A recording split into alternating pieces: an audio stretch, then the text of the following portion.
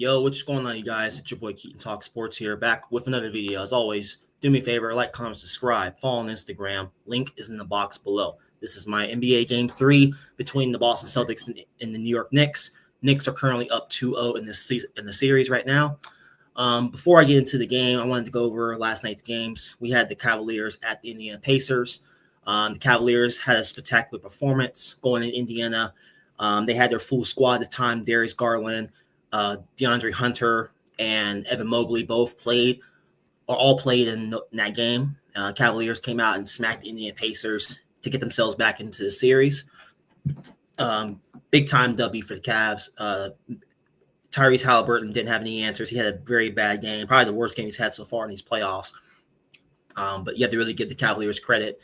They came out and they were the more hungry team. Now they're back in the series. Let's see if they can get the series tied up in Game 4. The Denver Nuggets obviously beat the Oklahoma City Thunder in overtime last night, really shutting down Oklahoma City in overtime. Denver really showed their experience in that game. Oklahoma City, youngest team in the league, only scoring 2 points in overtime in that matchup. Denver Nuggets, they're up 2-1, and it would not surprise me if they won again, because I think their experience is going to show in the series. And I think Oklahoma City is great of a regular season that they had.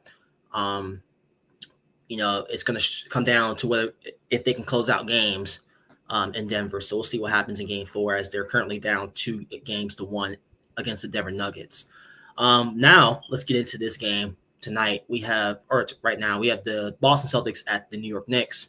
Celtics had 2 20-point leads in games 1 and 2, and they were not able to convert and capitalize and closed out the Knicks.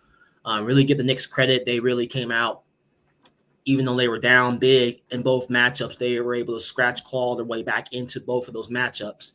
And Jalen Brunson continues to show why he's one of the best players in the league, one of the best scorers in the league. So we'll see what the mindset of the New York Knicks coming out in this matchup for Game 3, as they're currently up 2-0. Are they going to come out? Are they going to be aggressive like they have been the first couple games and put the Celtics on their heels? Potentially can go up 3-0. We'll find out. What's the mindset for the Boston Celtics? Like I said before, they're the defending NBA champions in uncharted territory here. Down 2-0, going into a hostile environment in the New York Knicks. It's not going to be an easy road to try to get themselves back into the series, even though Boston Celtics did have the best road record in all of basketball in the regular season at 33-8. Maybe they'll use that to their advantage, but the Celtics have to find a way to, whether if they have a lead or whatnot, they got to find a way to close out games better at the end of the day, because it's been it's not the first time the Celtics have been down or been up 20 plus points and then them blowing it at the end. They got to find a way to play efficient basketball, take a deep breath, relax, and understand who they are. They're the reigning defending NBA champions, go up against upcoming New York Knicks team who's hungry, and their fan base is hungry as well. But we are currently a few minutes away from tip-off here, still commercial break, but I just wanted to break down those games yesterday and then today's matchup between two hated rivals. I don't know who's going to win this game, to be honest with you, because I don't know how Celtics or Knicks are going to come out. It's really going to depend on who sets the tone early in this matchup. I think if the Celtics come out and they play their game and they can get up early on the Knicks, that's good. But they got to finish off games at the end of the day. What's Jalen Brunson? How's he going to come out in this matchup as well? What's the rest of the Knicks supporting cast? How are they going to come out in this Game 3? Can the Knicks put the foot on the Celtics' neck in this game and take a commanding 3-0 lead in this series? We'll find out here in just a few short minutes here. Still commercial break, but so we still have some time before the game starts. I think who else plays today, if I remember? I think Golden State and Minnesota play tonight. Let's see, Minnesota won Game 2, beat the Golden State Warriors pretty badly. Obviously, they didn't have Steph Curry in that game for the Golden State Warriors, who obviously is the best player. They really need Curry back if Golden State wants to come out in the series. I just don't think they can win without him. As great as Draymond Green and the rest of those guys are on the team who can defend, who can do all the little stuff, they need scoring. They need Steph Curry's presence in order to make it out of the series. So we'll see how Golden State comes out tonight. If Curry is even playing tonight, we'll see how Minnesota comes out. See if they continue their momentum after a beatdown win at home in Game 2 against the Warriors.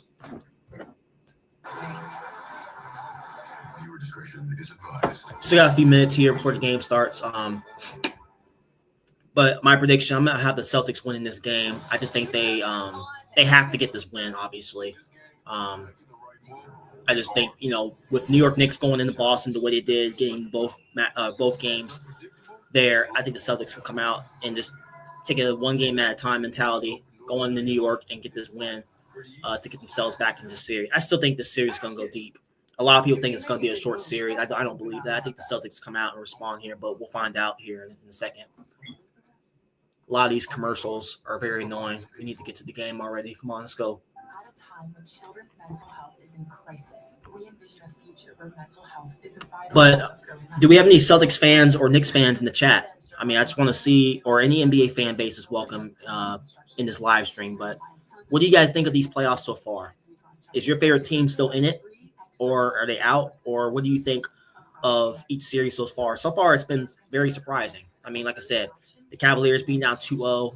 They won last night to get themselves back in the series. Denver, a team that no one really gave a chance to beat the Oklahoma City Thunder. Like I said, Oklahoma City is the youngest team in basketball, going up against the Denver Nuggets, who have championship experience.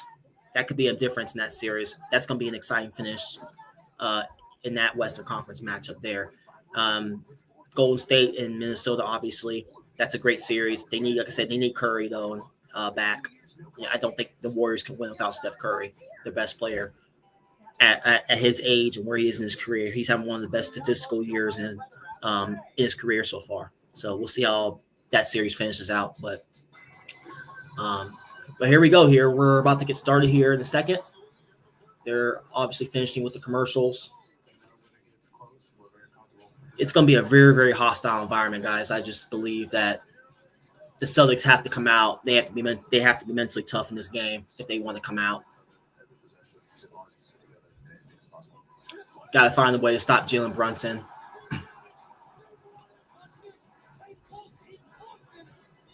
We'll see how. Yeah, it's going to be a phenomenal game, in my opinion. It's just going to come down to which team can finish, and obviously the Knicks have been able to finish. The Celtics have not been able to finish, so we'll find out here. But can Jason Tatum get back on track? He did not have a good game, too, whatsoever. I mean, he was one of the reasons why the Celtics lost that game, just not being the greatest. I mean, again, you're 6'9". What are you doing on the perimeter taking all them damn threes at the end of the day? The Knicks are going small. This is with Towns off the court in Game 2. The Knicks are going small, and Tatum's not taking advantage of his opportunities, not getting down low, getting to the free throw line. Same with Jaylen Brown. I want to see – now, Jaylen Brown did go to the paint early, and he was getting all kinds of easy looks down low, but he got away from that in the second half. So it's he's got to stay consistent at staying true to himself and getting down low. So, but we're about to get started here in a second as they're ending these commercials here. We got Tracy Morgan, we got Ben Stiller, all these celebrities. It's already a raucous crowd in New York. Eli Manning's in the house. Okay, all right. All right, so we got the starting lineups for the Celtics: Derrick White, Jrue Holiday, Jaylen Brown, Jason Tatum, Al Horford. For the Knicks, Jalen Brunson, Mikal Bridges, OG Anunoby, Josh Hart at the 4. Interesting. And Karl-Anthony Towns at the 5. Celtics in their green jerseys. Knicks are in their, I believe they're in their white uniforms.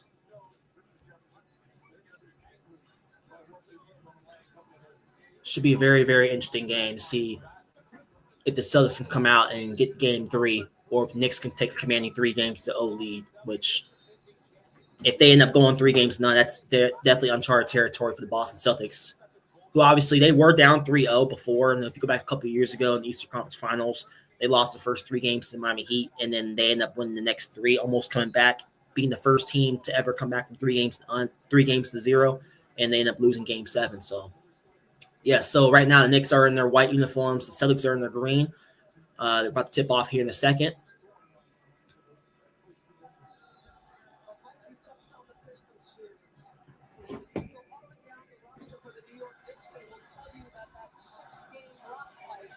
made them a tougher, more physical basketball team, and it has shown up for resiliency in games 1 and games 2. This crowd is so freaking loud right now. 20 in the second half. The Knicks would like a better start. So we got Al Horford and Karl-Anthony Towns at midcourt. About to tip off here. Again, do we have any Knicks fans or Celtics fans in the chat? Let me know. Comment down below. And what do you think of this series so far? Any opposing fan base is welcome in this chat and this live stream. All right, here we go. Here we go. About to tip off here. Here we go. All right, Knicks get the tip. Jalen Brunson with the basketball. Pass to Towns. Back to Jalen Brunson on the right side. Jrue Holiday is matched up with Jalen Brunson in the meantime. Jalen Brunson goes to his right. Good defense by Tatum. Brunson, he fakes. Passes to Mikal Bridges, misses, but gets his own offensive rebound. Tatum with the steal. Bad pass by Brunson. Tatum goes to their basket. Misses the layup, but finished by Derrick White. Put back. Celtics up 2-0 early. I also want to give a compliment to Karl-Anthony Towns. It's been very easy for him to pick up his first foul in there. In the postseason, yes, you don't want to give up layups. You don't want to give easy buckets, but the basketball IQ. All right, Josh Hart with the ball. Passes to Karl-Anthony Towns to the left side. Karl-Anthony Towns looking for the next pass. Passes to Jalen Brunson. Jalen Brunson takes a free throw jump shot, misses. Rebound by Jaylen Brown. Jaylen Brown dribbles to his left side. Josh Hart, good defense on Jaylen Brown. Jalen trying to back down Josh Hart, but he loses the ball. Good steal by Josh Hart. Pass to Mikal Bridges, and he goes in for an easy layup to tie it up at 2. This Knicks crowd's going absolutely crazy right now. Early in the first quarter. Tatum with the ball in his hands, passes to Al Horford. Horford for 3, and he knocks it down. Celtics up 5-2 early. All right. Josh Hart with the basketball, dribbles it up, back to Jalen Brunson. Jalen Brunson, Anunoby with the screen. Back to Anunoby in the right side of the court. Anunoby backs down Jrue Holiday. Free throw jump shot, misses. Front rims, rebound by Holiday. Jaylen Brown with the basketball. Passes it out to Jrue Holiday. Jrue Holiday with it. Nobody even contesting that layup. Easy layup for Jrue Holiday. Celtics up 7-2 early. All right, Josh Hart with the basketball. Mikal Bridges passes out to Anunoby. Anunoby draws a double team. Jalen Brunson had a wide open jump shot, but hesitates a little bit. Looks for Karl-Anthony Towns in the paint, and a foul by Jrue Holiday. And Karl-Anthony Towns going to the free throw line for 2 free throws.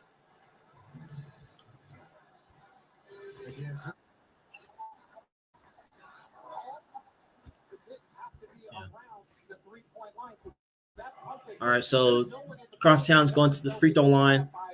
Let's see if we can knock these down, cut the lead down. It's going to be interesting seeing if the Celtics can close out the Knicks if they end up getting a big lead again. Towns misses the free throw. Celtics are being aggressive early. Let's see if they can keep this momentum up. Let's see if the Knicks can get themselves back into it. And just wide open. No rim protection down low for the Knicks. Towns at the free throw line for one more free throw. See if he can knock it down. And knocks that one down. 7-3 Celtics. All right, we got Holiday dribbling the ball up. Brown sets the screen on his man.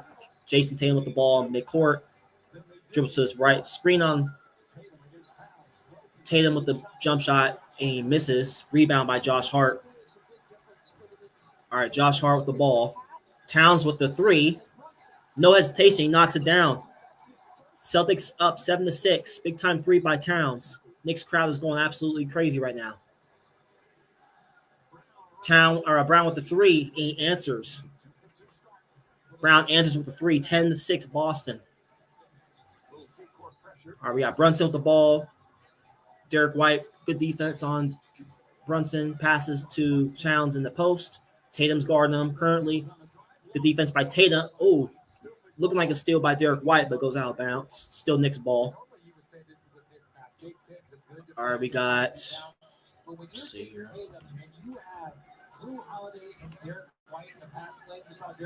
All right, Brunson inbounding the ball. Goes to Josh Hart. Josh Hart looks to Towns in the post once again. Horford lurking. Towns step back and rims out. Misses. Rebound by Horford. Jrue Holiday with the basketball. All right, we got Jrue Holiday. He's backing down Mikal Bridges in the post. Good defense by Mikal Bridges, making him work, and he loses the ball. Towns with the ball. Outlet pass to Jalen Brunson on the left side. Let's see, Brunson can go to work on Horford. Brunson taking a lot of time off the clock, dribbling. Looks for Anunoby for the three, and he takes it. And, it rolls in and out. Wow, I thought that was about to go in for Anunoby. Rolls out. Rebound by Jaylen Brown. Looks for Derrick White in the corner. Jaylen Brown goes to the paint, and he airballs a wide open layup. Rebound by Towns. Out to Brunson. We got Brunson dribbling to the corner. Takes a three over Al Horford, and he misses. But a loose ball foul on Towns going for the rebound. Tatum draw that foul on Towns. Tom Thibodeau's not happy about the call. And that was an obvious foul by Towns. I mean, White had the rebound, and he just knocked him down. Yeah, it's an easy call right there. Tatum has the ball, and he takes a three, and he makes a three. Celtics up 13-6. 13-6 early with 7:15 left in the first quarter. Josh Hart pass to Anunoby, back to Josh Hart. Josh Hart takes a three, and he front rims it, but rebound by Anunoby. Anunoby trying to go to work on Jaylen Brown. Lost the ball, bounce, still Knicks ball. 10 seconds left in the shot clock.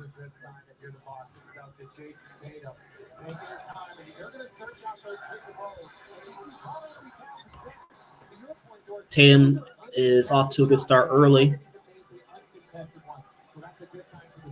Towns with the ball, and he misses an easy layup. That was a great pass by Jalen Brunson in the paint to Towns, and Towns just misses a bunny. And Tatum goes in for a layup, and he misses. Rebound by Hart. A lot of easy missed layups early by both teams to see if they can. And a miss by Mikal Bridges in the right corner. Rebound by Brown. Brown dribbles the ball. He attacks the paint against Mikal Bridges and draws a foul. Brown's going to the line for 2 free throws. 13-6 timeout. 13-6 Celtics early with 6:35 left in the first quarter. Again, Knicks are currently up 2-0 with a chance to take a 3-0 lead, but the Celtics are up early. But we've seen what they did in the first couple games, having the early lead, not being able to finish. So we'll see if they can finish off the Knicks when they have the opportunity. But the Knicks have pretty much fought back in every single matchup. This is a feisty Knicks team that if you think they're done, if you write them off, they're going to get themselves back in the game. It's happened the first 2 games, so we'll see what happens. But it's going to come down to the fourth quarter. It's still way too early to see who's going to win. Obviously, Celtics have had leads in all 3 matchups so far. So we are in commercial break. Do we got any Knicks fans or Celtics fans in the chat here, or any NBA fan out there? Let me know. I want to interact with every single one of you guys. So far, these playoffs have been very interesting, in my opinion. We have the Cavaliers. Obviously, I said this earlier, but the Cavs won last night in Game 3 against the Pacers. Huge win by Cleveland. I think that's going to go 7, in my opinion. We'll see how Indiana responds. And Halliburton obviously probably had his worst game so far in these playoffs. I think he only scored like 7 points throughout that entire game. Cavaliers did a really good job. Getting Mobley back was huge, obviously, in terms of, rim protection and making it difficult for anybody to go in on their defense. Yeah, and then Oklahoma City, like a team that's, like I said, the youngest team in the league, going up against the Denver Nuggets, a team that has championship experience across the board. I am a little surprised that Denver, like I said, they fired their coach at the end of the season. I'm surprised that they're playing this well because I did not expect Denver to make this type of run. But I think it just shows that new coach, new energy in the building can make a difference, and Denver's definitely responding in a positive way. So, and then you got who else? I think that's it so far. We're still in commercial break right now. But Giannis, I want to get into the Giannis conversation because there's a lot of talk about him potentially leaving Milwaukee this offseason. I mean, where do you guys think Giannis goes? Does he leave Milwaukee? Does he go to New York? I'm hearing things about LA, which I don't think is going to happen. Miami, Spurs, Rockets, they need a scorer. I mean, there's a lot of options. And I think a lot of teams are going to go after Giannis this offseason. And I think it's going to take at least, in my opinion, I think it's going to take at least 4 first-round picks to get him. Even like I said, he's 30 years old, but he's still wildly productive. He had a tremendous season this season. Unfortunately, I think Giannis has a part into why the Milwaukee Bucks are where they are. I mean, you fired that – I can't remember the coach's name, but they were like 31-13 at halfway, and then they fired him. And then you bring in Doc Rivers, which we already know, and I'm pretty sure you guys in the chat already know Doc Rivers is a terrible coach. He hasn't really done anything since 2008, and he is great in terms of choking leads and all that stuff. I mean, for the Milwaukee Bucks to be up 7 points against the Pacers in Game 5 with under a minute left and to choke that game away the way they did, that's coaching. Because Giannis did what he needed to do to keep themselves in the game, and Gary Trent Jr. had those 2 turnovers at the end that really cost him. So that's going to be interesting seeing where Giannis goes this offseason. That's going to be something to keep my eyes on. But we are back here with the game. Jaylen Brown's at the free throw line. Celtics up 13-6. Brown having a chance to put the Celtics up 9 if he knocks these both free throws down, and he makes one of them.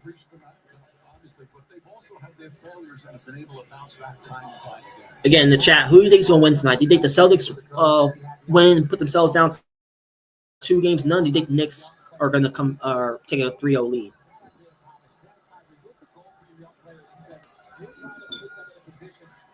All right, Brown knocks down both free throws. 15-6 Celtics with 6:30 left in the first. Celtics on an 8-0 run currently.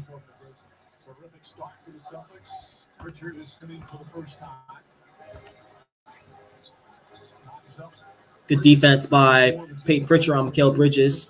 Josh Hart the ball, passes to Jalen Brunson on an outlet pass. Brunson is looking for something, and he steps back and he knocks down the shot. That's a tough shot. Good defense by Pritchard, but better offense by Jalen Brunson. All right, Celtics with the ball. Tatum and pass it down to Brown in the post, and Brown gets the bucket. Brown's being highly aggressive early in this ball game. Porzingis looking like he's about to check in to the ball game for the Celtics. Brunson backs down Derrick White in the paint, draws a foul on Derrick White. Brunson's going to his free throw line to try to cut the lead down to 7.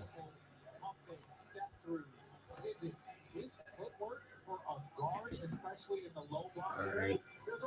Porzingis is about to check into the game. Obviously, he's a guy that he's been dealing with a lot of injuries. I think he was dealing with some sort of illness or whatever he dealt in Game 1 that kept him out. Or he played a little bit in Game 2, but he was not effective whatsoever. So we'll see how he comes out. And he used to play for the Knicks. He was drafted by the New York Knicks in 2015, so it's going to be curious to see how the Knicks crowd is going to they're going to treat him during this game. But Porzingis has had some good games in this building in New York. Brunson knocks down the free throw, put the Knicks down 8.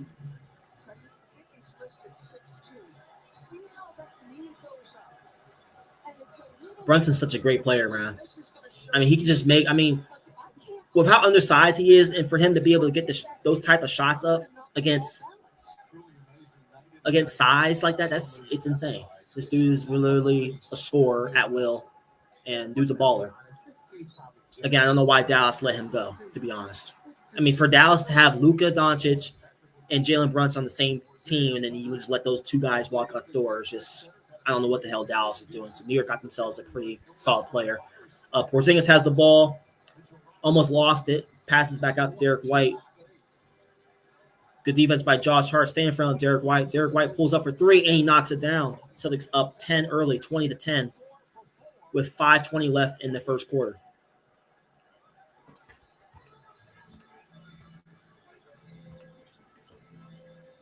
Celtics a team that likes to take a lot of threes, just knowing them. Again, when they're hitting threes, they're a hard team to beat, but when they're not hitting threes, that's how you keep teams in the game. Jaylen Brown with the foul on Anunoby as he was driving to the basket. It's looking like it's going to be a side out, though. I mean, that was great defense by John. I mean, there's nothing much you can really do about that. It was just Derrick White, just a good shot by him. Celtics 15 for 60 from the three-point range in game 1, 10-40 in game 2. So, good drive by Bridges over Porzingis. Looked like he's about to block the shot, but he was able to knock it in. Knicks down 20-12. Derrick White takes into the paint, misses. Rebound by Mitchell Robinson. Passes out to Jalen Brunson here. Jalen Brunson, screen by Robinson on his man. Brunson misses a bunny. Rebound by Derrick White. Derrick White out in transition. Porzingis with the little screen there. Porzingis does not look hot early. Almost lost the ball twice. And Pritchard drives to the lane, misses, got his own rebound, and gets fouled as he was trying to go up for a second attempt for a layup. Mitchell Robinson is not happy. He had the rebound, and then he just got or actually, no, it was Mikal Bridges who had the ball and then got the ball taken away by Pritchard for a second opportunity. Good hustle play by Peyton Pritchard to get the Celtics an opportunity. Is it a side out or is it a free throw? What's going on here? Okay, it's looking like he's going to the free throw line for 2. So Celtics are up 20-12 with 4 minutes left exactly in the first quarter. Pritchard at the free throw line for the Celtics. Knocks it down. Celtics up 9. So upcoming playoff schedule, we got Thunder Nuggets game 3 tomorrow. Pritchard knocks down a second free throw, put the Celtics up 10, 22-12. 4 minutes left in the first. All right. Brunson with the ball in the middle. Hart sets a screen on Derrick White. Brunson looking to go to work on Porzingis. Josh Hart shoots a 3, misses. Tipped by Mitchell Robinson. Good play by Robinson. Looked like Brown was about to give the rebound, and Robinson just took it away from him. Hart is being aggressive early, getting the ball to the paint, and he misses. Pritchard with the rebound. Misses, but followed back by Derrick White. Celtics are making all the necessary hustle plays early in this ball game. The Knicks are caught stranded, not getting on the boards on defense. All right, Josh McBride with the ball, passes to Brunson. Pritchard looking to foul Pritchard on Brunson. Again, Brunson does a solid job when it comes to whether if he goes into the paint, he does his little pump fake. He does a really good job of getting guys in the air. Again, with his size, he's not just a good scorer, but he's also good at drawing fouls and getting people into foul trouble. All right, so inbounding, McBride is inbounding the ball to Brunson. Foul on Porzingis against Mitchell Robinson. And I think the Celtics did this. They did this in the first 2 games. Mitchell Robinson is not a good free throw shooter whatsoever. So what they're doing is they fouled him a lot to try to get him to the free throw line. And he was not efficient at the free throw line in those 2 games. He did knock down a few, but again, Mitchell Robinson is not a good free throw shooter whatsoever.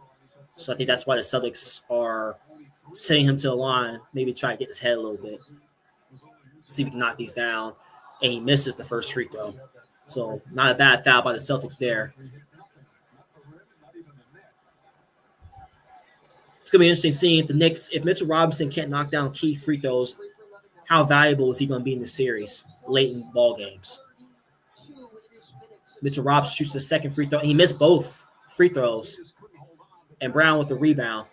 24-12, Celtics up with 3 minutes left in the first. Brown backing down Jalen Brunson. Back out to Tatum. Tatum shoots the three, knocks it down. Celtics are up 15 points early. We've seen this story before. Can the Celtics hold on to the lead? 27-12 with 2:55 left in the first. Knicks call timeout. What type of adjustments is Tom Thibodeau going to make to get the Knicks back into the series here?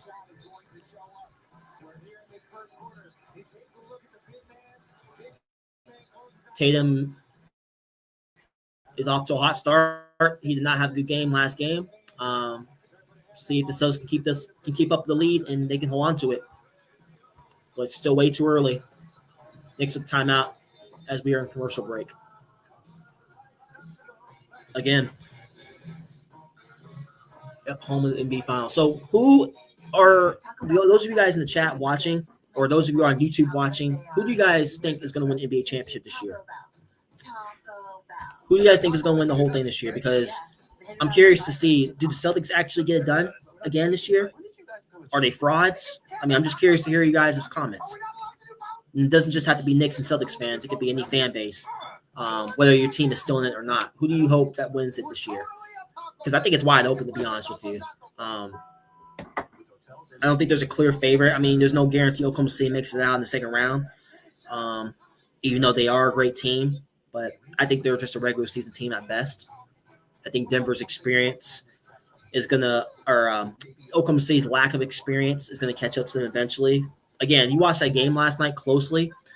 It was 112-112 going into overtime. And the fact that Oklahoma City only scored 2 points in that overtime, they ended up losing 123-114.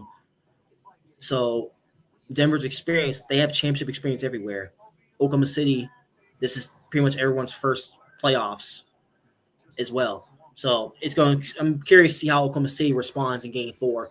I think they have to get Game 4. I think if they lose, I think this series is a wrap for the Thunder. So again, they were up early, and then Denver got themselves back in the game. Again, I think their experience is the big difference in this series. And again, Donovan Mitchell, man, like I keep saying, this dude is playing out of his freaking mind right now. I mean, I think this dude, right? I think he's averaging just over 30. I mean, the last couple of games, he's had over 40 points. So how's the Pacers, like, what do they need to do defensively to be able to slow him down? Because now that Cleveland got their supporting cast back, Evan Mobley, Hunter, and Darius Garland, all of them are back. With Don Mitchell playing the way he's playing, if they get help from his supporting cast, the Cavaliers are going to be a hard team to beat. So, again, Indiana had a good first 2 games. But after getting blown out the way they did last night, how are they going to respond? And how are they going to what type of defensive schemes are they going to play against Don Mitchell? Because I think they have to be able to slow him down to some degree and make somebody else score the basketball.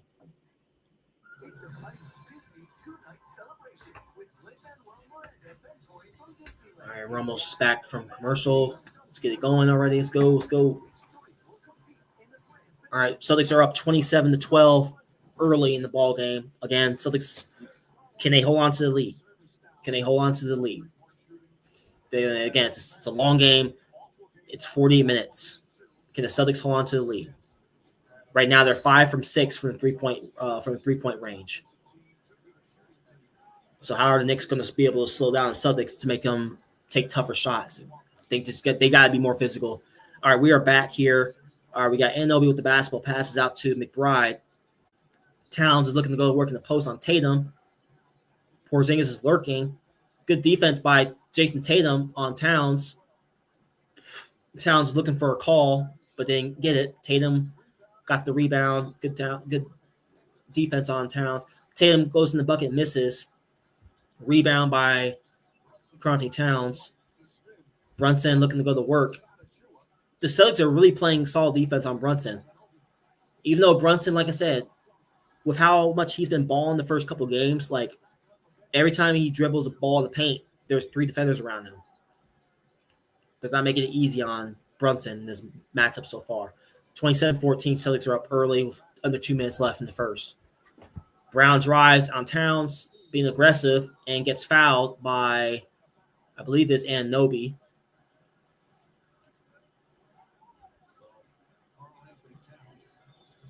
Or actually, excuse me, it's not on Anunoby. It looked like it was because they were both in the area. It was on Karl-Anthony Towns.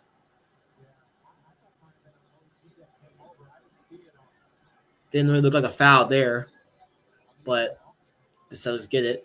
Brown with the ball. Porzingis sets a screen on McBride and fouling McBride. Celtics being aggressive early, getting to the paint. That didn't really look like a foul there. I think that was good defense by Towns and Anunoby. It didn't look like they touched Brown as he was going for that layup there. Porzingis at the free throw line, and he knocks it down. Celtics up 28-14.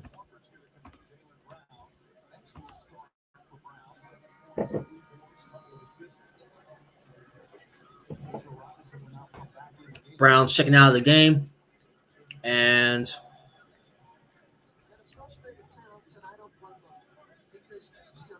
Towns is checking out of the ball game as well. Clearly frustrated with himself, not off to a hot start in this first quarter for the Knicks. Porzingis knocks down the second free throw, put themselves back up 15 with 1:45 left in the first. Towns got 8 minutes, 6 points, and 2 fouls. Not a position you want to be if you're New York Knicks, being in foul trouble early. All right, Brunson with the paint shot over Derrick White, and he knocks it down. Let's see if that bucket can get him going here. Brunson was 6 points, 2 for 5 from the field.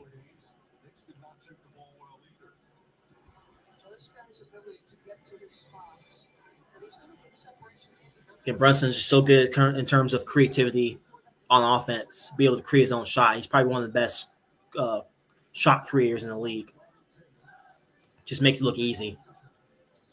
All right, Pritchard with the ball and just leaving him wide open, knocks it down. Celtics are up 16 points early, 32-16 with a minute left exactly in the first quarter.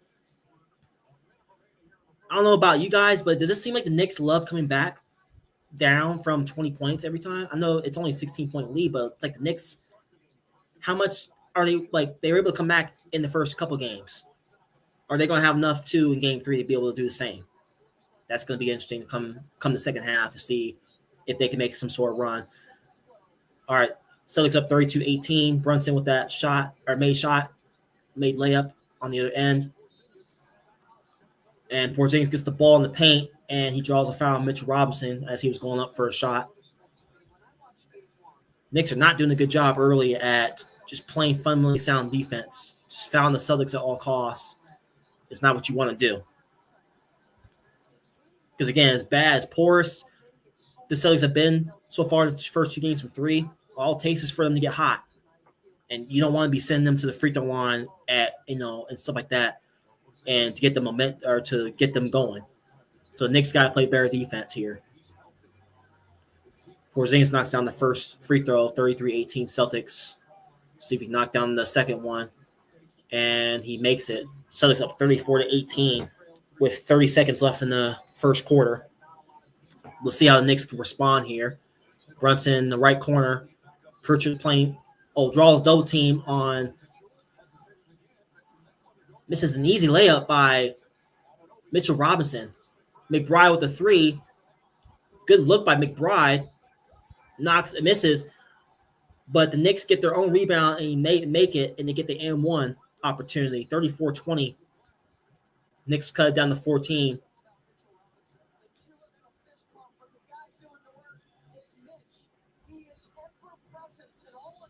Again, Knicks are undersized as I'm currently speaking, and they're still able to get their own offensive rebound off the missed shot. So it's got to do a better job at rebounding off a missed shot. Again, that's the little plays like that that's pretty much what's kept the Knicks in the series, and that's what kept them in games in the first couple games, getting offensive rebounds, getting second chance opportunities. Misses the free throw.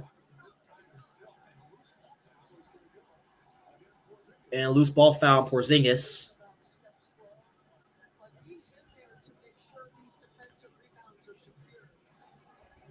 So it's looking like a loose ball foul on Porzingis.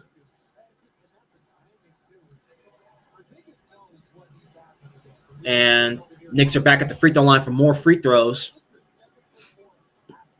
Mitchell Robinson at the line, and he misses another free throw. He's already missed 3 free throws so far in this first quarter. I mean, he doesn't even have any arc on the shot. I mean, he's got to get a little bit more arc on the shot, and then maybe they'll start going in. Playoff career, 34% from the free throw line. Not a good free throw shooter. Dang! He didn't even hit rim on that second free throw. That's crazy.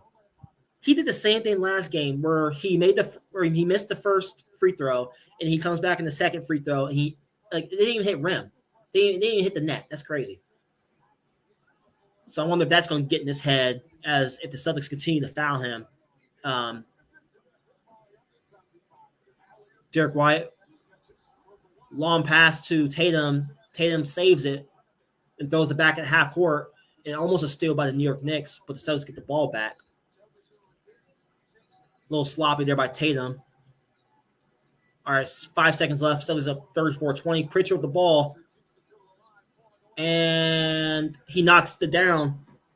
A little 15-footer by Peyton Pritchard. Celtics up 36-20 at the end of the first quarter. Solid quarter by the Boston Celtics. Knicks off to a rough start to start off the game. Do the Knicks have enough in them to get themselves back into it?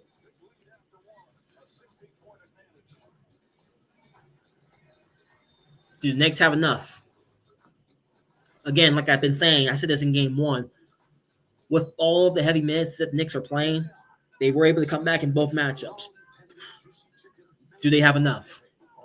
Because, again, Tibbs does not rely on his bench at all, really. He plays the stars pretty much the entire game. He may go in, he may sub at least a couple off their bench, but most of the time he's playing, their stars are playing pretty much the entire game. And the Celtics are pretty deep.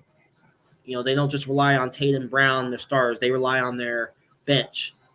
Peyton Pritchard, for him to come off the bench, 6th man of the year, and to get that type of production for the Celtics is huge for them. But again, still a long game. Celtics are up early, but again, they've shown that they haven't been able to close. So we'll see if they can flip the script here and get themselves back into the series.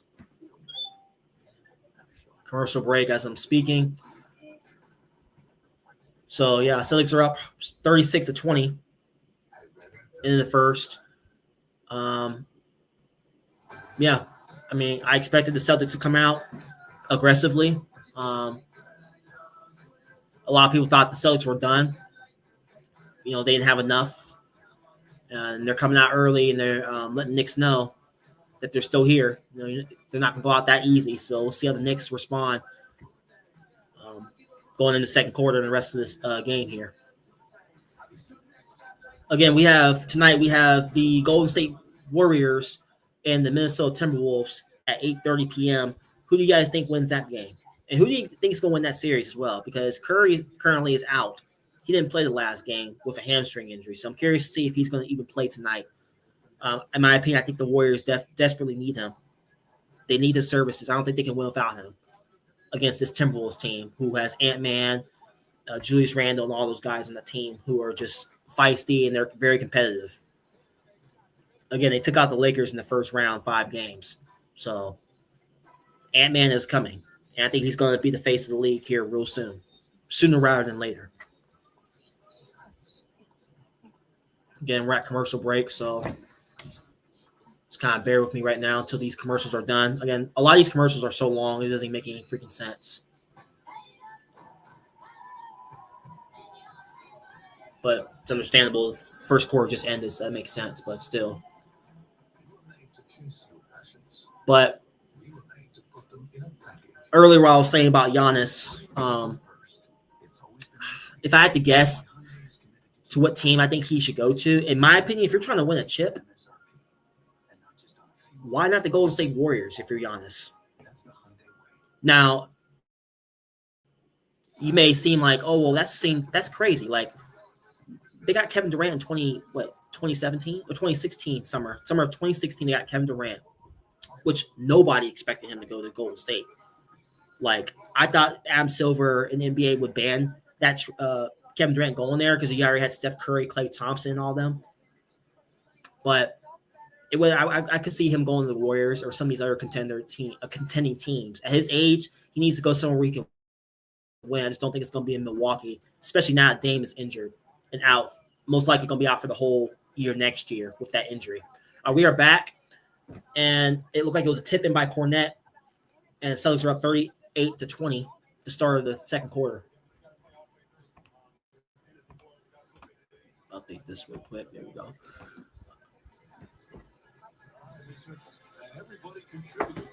All right, good defense by Holiday on Cameron Payne. Cameron Payne is dribbling a lot of time off the clock. Cameron Payne. And he just throws up a wild layup and makes it over Cornet. Not a good shot by Payne, but he still knocks it down. Knicks down 16 with 11 minutes left in the second. Brown pass back out to Peyton Pritchard. Brown against Cameron Payne. Payne's playing some solid defense on Brown. Goes into the paint against Mitchell Robinson, and he misses the layup. And it's Knicks basketball. That was good defense by Robinson contesting that shot by Jaylen Brown. All right, Knicks ball. Let's see if the Knicks can get themselves back in the game. Let's see if they can just cut the lead down little by little here. Celtics 50% for field goals, and the Knicks are 38%. Cameron Payne for three, misses. Another offensive rebound by Robinson, and gets fouled. Just terrible rebounding by the Celtics, just watching the ball as the Knicks were going in, crashing the paint for an offensive rebound there.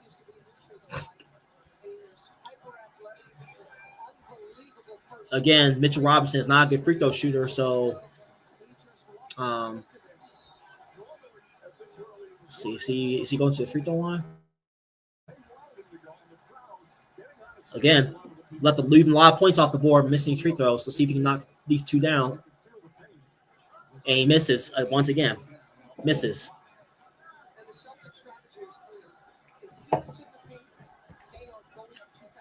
Oh for 5 for the free throw line for Mitchell Robinson.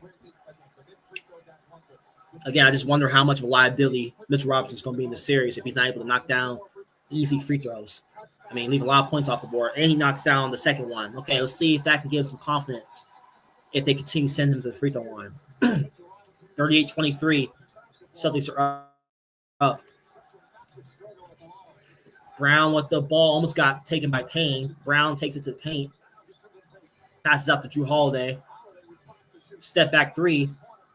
He misses. Rebound by Payne. Josh Hart. Outlet of Hart. Foul by Jaylen Brown in transition on Josh Hart. All right, Knicks are starting to pick up their energy a little bit in the second quarter. Celtics are kind of lackadaisical.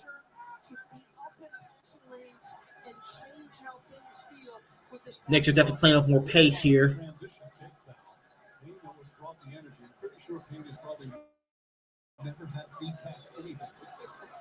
Brunson's on the bench right now. McBride trying to go to work on Pritchard. McBride knocks down the jump shot. Knicks down 30-25. Knicks crowd starting to get back into it a little bit. Jrue Holiday backing down. Cameron Payne, Jaylen Brown shoots a three. Barely hits the rim. And Cornet gets the rebound, goes back up, and gets fouled by Robinson. Mitchell Robinson with the foul. Again, he had the rebound in his hands, and okay, Cornet just took the ball away from him, and he has an opportunity at the free throw line here. Again, with all the missed free throws, Robinson has missed, and the foul trouble. He has 3 fouls. All right, Mitchell Robinson's coming out of the ball game. knock himself for not getting that. Again, you had the rebound in your hands and just got it taken away from you. Clearly frustrated by Mitchell Robinson.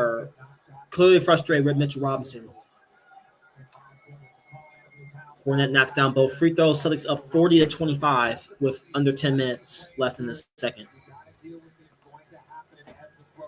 All right, we got Mikal Bridges bring the ball up. Josh Hart sets a screen on his man. Oh, Mikal Bridges was going up for a shot, and Brown gets blocked.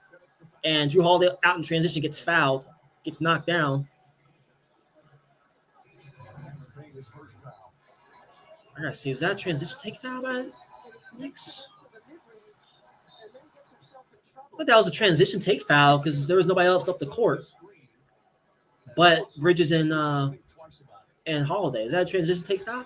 No, it wasn't. Okay, so it's a side out. Side out by Celtics.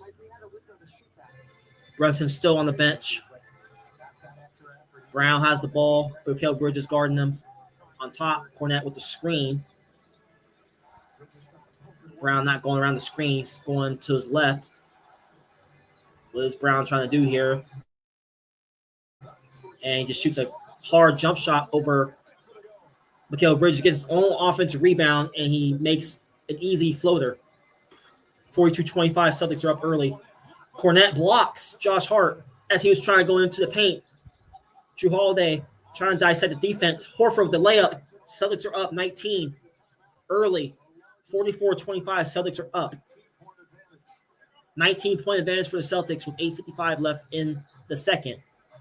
No timeout call, actually. I was wrong. Actually, yes, they just did. Okay, sorry. Spoke too soon. Celtics are up 44-25 with under 9 minutes left. Again, we've seen this before with the Celtics. Can they hold on to the lead? Can they hold on to it? It's only the second quarter. We still have a whole half left. Again, Knicks are off to a rough start.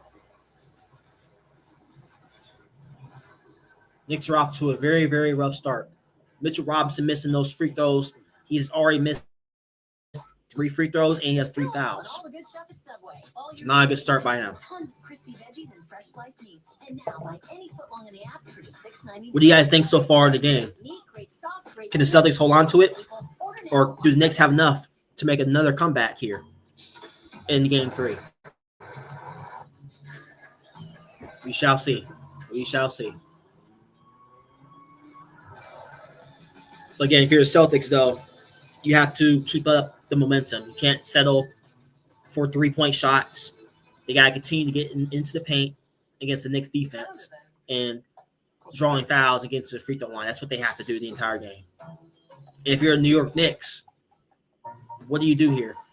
You're down 19. Again, you've been down 20-plus points in 2 consecutive games. Make it 3, pretty much.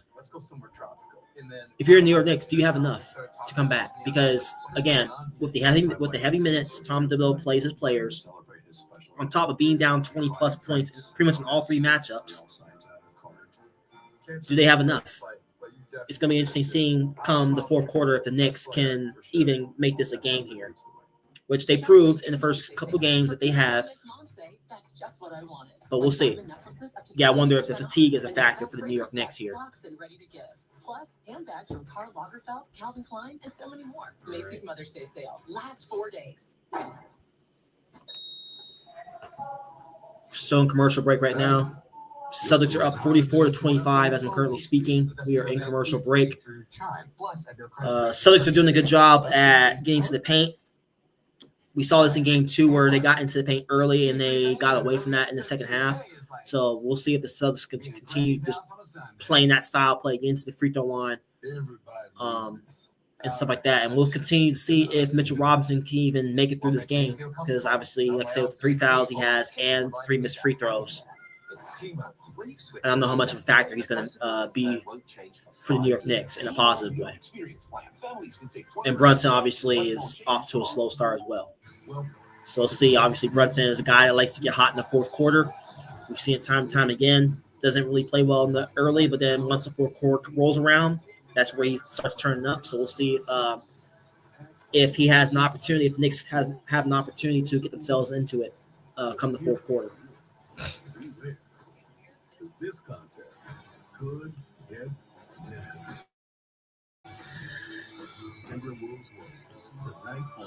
Timberwolves Warriors tonight, 8:30 on ABC. Should be a phenomenal game. Again, we'll see if Curry plays tonight or not, but we'll find out.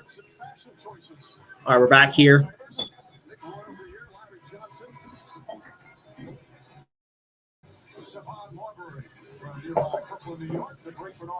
We're back here. Merch break, they're showing all these celebrities. Patrick Ewing.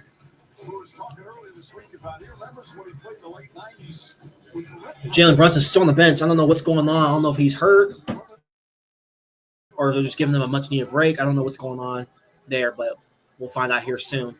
Mikal Bridges out on top, has the ball. Josh Hart sets a screen. Mikal Bridges was trying to go up for a shot. Looking like he was trying to either go up or they were pass it out, but then he ends up traveling with the basketball. Celtic basketball.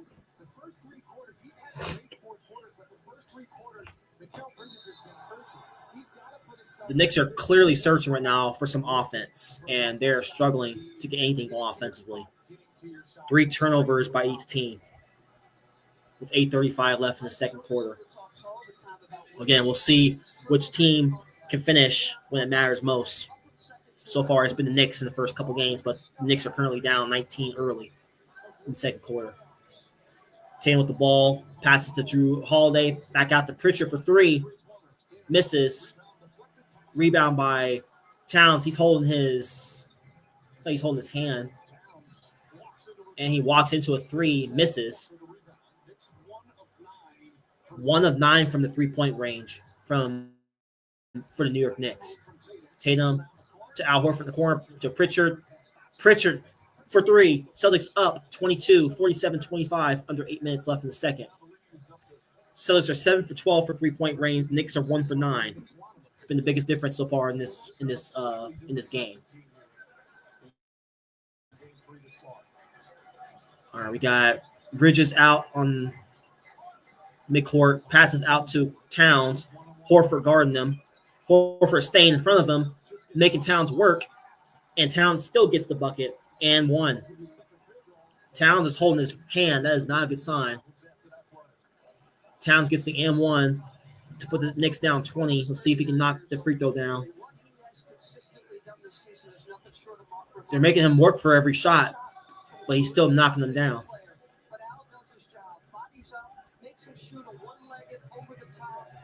All right. See if that gets them going. See if that can get the Knicks going here offensively. Still grimacing on his left hand. Towns had 14 points, 13 rebounds in game 1, 21 points and 14 rebounds in game 2. I still find it curious that his hand has been hurting in the last 2 possessions and he shot it both times. Towns knocks down the free throw. Still holding on to his hand. Let's see how that hand progresses throughout the rest of the game. Towns of 9 points, 3 rebounds. Holiday with the ball.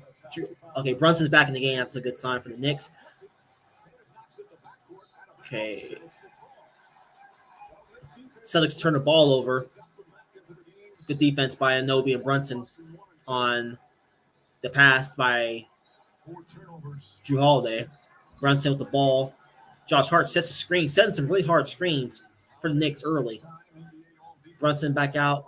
Jrue Holiday staying in front of him. Porzingis lurking, looking for Josh Hart in the paint, and he gets the layup. Some solid defense by Brown, better offense by Hart. Knicks cut it down to 17 points, 47-30, with just under 7 minutes left in the second. Josh Hart with the layup, or the contested layup. Joe Mazzulla calls a timeout. Let's see if the Knicks can get it down to at least 10 before the half. Joe Mazzulla calls timeout, which a lot of people have criticized him so far in the first couple games for not calling timeouts when they had opportunities to call timeouts. Whenever Knicks go on the run and the Celtics don't call timeout and they're missing shots, like that's what's cost the Celtics. So good timeout by Joe Mazzulla. But let's see if the Knicks can get themselves back into it here. Again, Josh Hart, phenomenal player. Like dude shows heart. He doesn't. People just knock him on. They just think he can score and all that stuff. He does the little stuff. Like he can rebound. He sets hard screens. Not scared of anybody. He can shoot the three. Plays solid defense. Probably one of the best people in the league in terms of drawing charges. Same with Jalen Brunson. Like he gives his body up pretty much every night, and I highly respect him for that. Phenomenal player. Commercial break right now. Celtics up 47-30, under 7 minutes. We'll see which team can close out the half and can have some momentum going into the second half.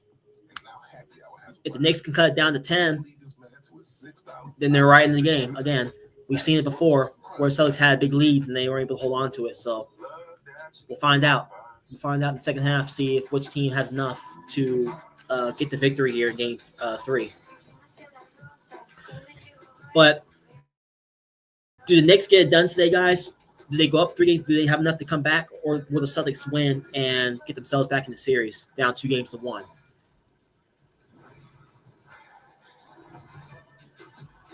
A lot of game left, so we'll find out. Do we have – okay. So far, nothing really right now. I mean, other than, like I said, Warriors, Timberwolves tonight at 8:30. It's only 2 games on today. And there's Denver and Oklahoma City tomorrow. And Cleveland and Indiana tomorrow as well. So really, some really solid games throughout this playoff. So I'm excited to see how the rest of these playoffs will play out. See which team can advance to the next round here.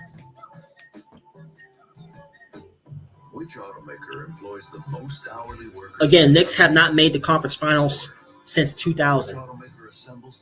It's 2025. Knicks have not made the conference finals in 25 years. Do the Knicks, can they crack the code? Can they find a way to beat the Celtics? Which the Celtics, like I said, I mean, if you look back in my description down below, the Celtics have won every matchup in the regular season. Pretty much have owned the Knicks so far. In the last couple games, Knicks got the W. So, but we are back from commercial break. Knicks fans are going crazy right now on the outside of Knicks Stadium. Packed house in New York. Again, man, Knicks fans are starving for something. Again, no conference final berth since 2000, so they have an opportunity to make a change on that if they somehow come out in the series. But again, the Celtics aren't going away. There's still a lot of series left before we can make that statement. Tatum with the ball. Back out to Jrue Holiday. Brown being aggressive against the paint. Brown misses gets his own rebound, but he throws the ball out of bounds. Good hustle play by Brown, but Knicks basketball. Yeah, I love Brown's aggressiveness, but he wasn't able to knock down the contested layup. This is a man that doesn't want to go down 3-0. They know they can't come back from that. Even with the 17-point lead, they're diving, trying to get an extra possession. So they're still fighting. You know, they're up 17. They still have to keep up the aggressiveness. Brunson with the ball. Dribble between his legs over Derrick White.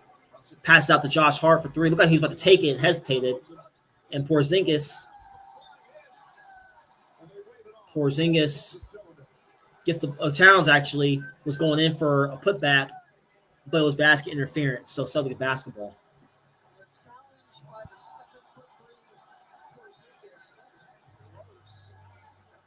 Wow, that was close because they look like Towns and Tatum were both trying to go after the ball, but it looked like Towns had the ball. Porzingis for 3. Can't get the fall, misses. Rebound by Towns. Towns definitely cleaned up the boards in the second quarter. Mikal Bridges drives, looks for Josh Hart, gets blocked by Porzingis. Good defense by Porzingis. Pritchard out to Derrick White for an easy layup. Celtics up 19, 49-30 with 5:40 left in the second. We talk about their three-point shooting, but their defense is elite. I would like to see Porzingis get a little bit more involved. If you only got to protect 15 minutes, give him some more touches, help get his rhythm. Brunson with the screen, or Brunson gets a screen from Josh Hart. Brunson gets fouled by Pritchard as he's going for layup and gets the M1. 49-32. Celtics. Again, Brunson does a phenomenal job at dissecting the defense and getting the defender to jump and getting the opportunity. Again, one of the best point guards in the league in terms of drawing fouls. And a tough shot maker as well, on top of that.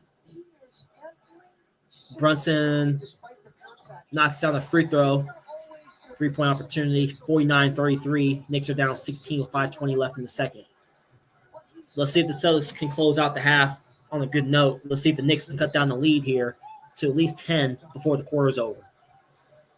Tatum with the ball. Porzingis with the screen. Tatum, the deep three, knocks it down. Holy crap. Tatum is hot right now, guys.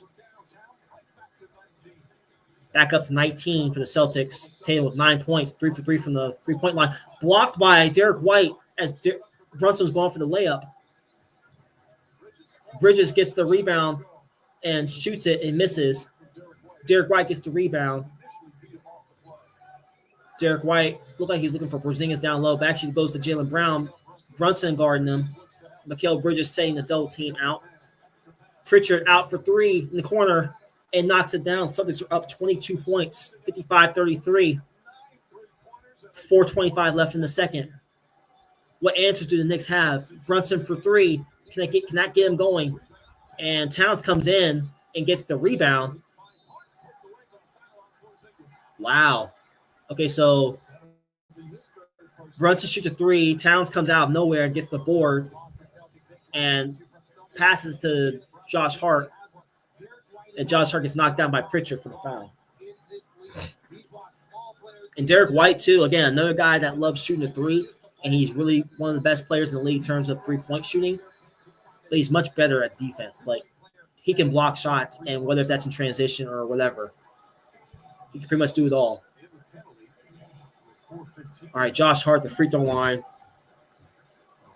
Had a chance for 2 free throws to cut the lead down for the Knicks. Shoots it, makes it. Knicks down 21 points, 55-34. Al Horford checks back into the ball game. The 3-point ball, which was a difference in favor of the Knicks in 1 and 2, has been a huge difference to the Celtics. 9 and 15. All right, Hart, the free throw. From New York.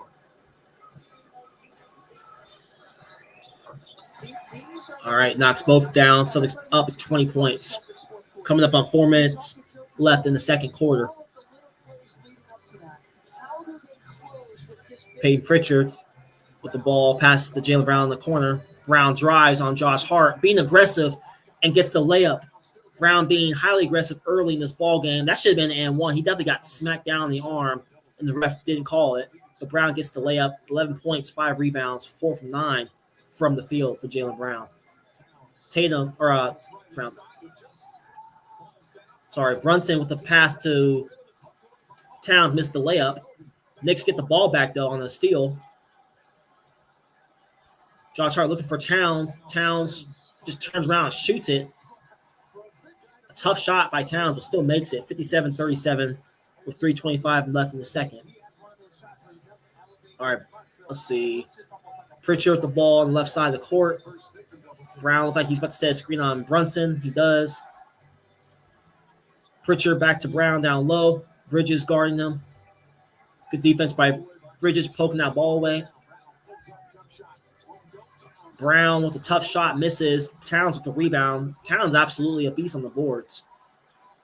Jalen Brunson pulls up for 3, knocks it down. Knicks are down 17, 57-40. Big time bucket by Brunson. Brunson with 12 points. Tatum just pulls up for 3, and he answers. Tatum is 4 for 4 from the 3-point line, 60-40 with 2:30 left in the second. Tatum with 12 points and is 4 for 4 from the field. Offensive foul on the New York Knicks.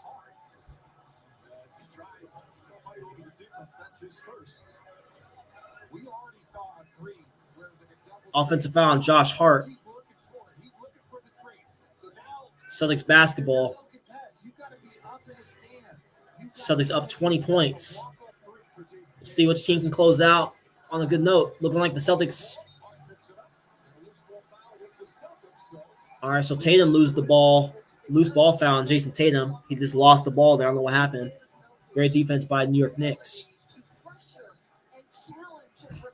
And Anunoby is a really good defender, too. He's definitely given Jason Tatum some fits in this series so far with his length.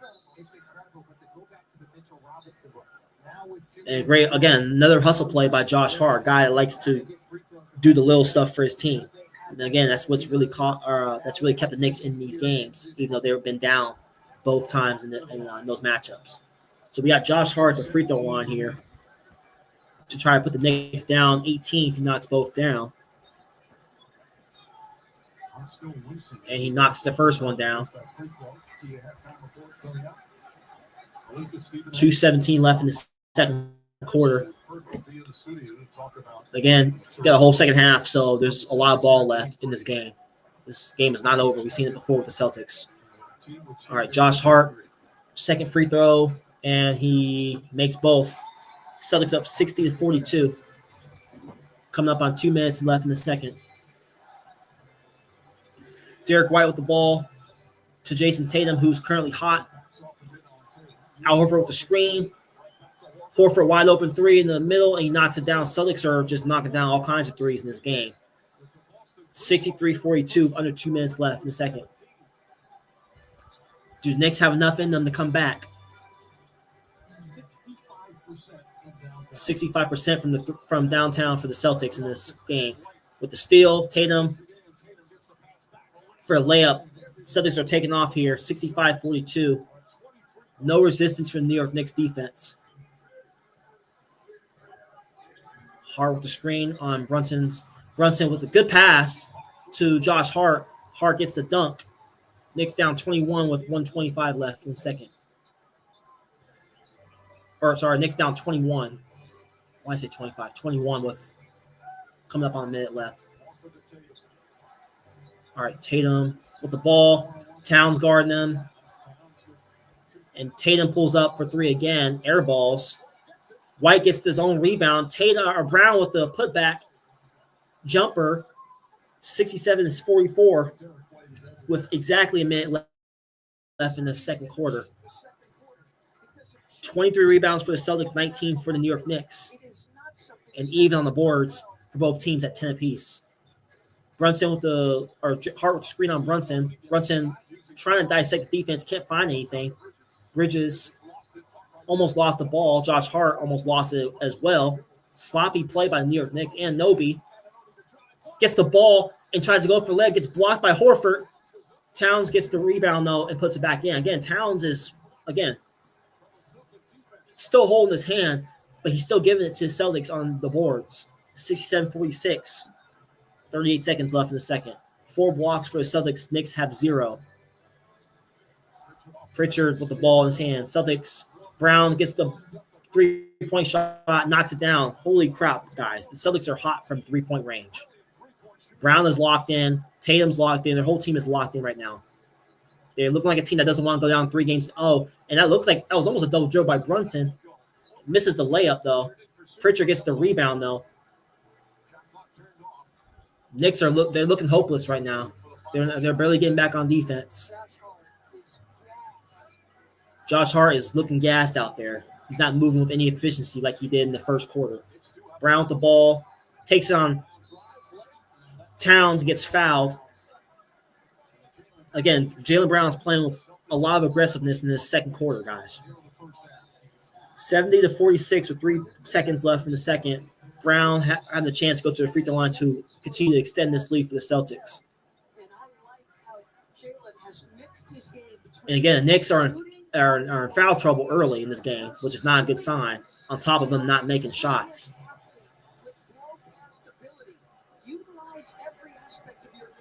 That's the combination of DB. You know what the system that they want to play. But if you're 1 for 9, 1 for 10, and Brown at the free throw line misses the first one. Still has another opportunity though. Knocks it down. Towns 17 minutes, 13 points, 3 fouls. Again, 3 fouls by Karl-Anthony Towns, 3 fouls by Mitchell Robinson. You're 2 bigs. Brown, 16 points, 5 rebounds, 3 assists, 6 of 12 from the field. All right, Jaylen Brown's another opportunity to put the Celtics up. If he knocks this one down. And Brown knocks down the second one. 1 of 2 from the free throw line. 71-46. Knicks are down. Our Celtics are up. 71-46. 3 seconds left. Hart throws it to Towns. He catches it, puts up the 3. And it's looking like Towns he gets knocked down and asking for a call, but Jrue Holiday is kicking his leg out. It looked like he kicked his leg, but we'll find out what happened here. Again, 71-46 Celtics at the half.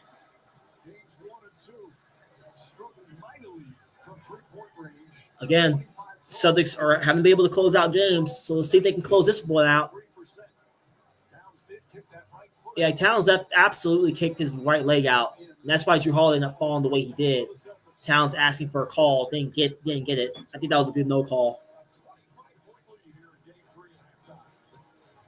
25-point lead for the Boston Celtics at the half, 71-46. 71-46, Celtics at the half.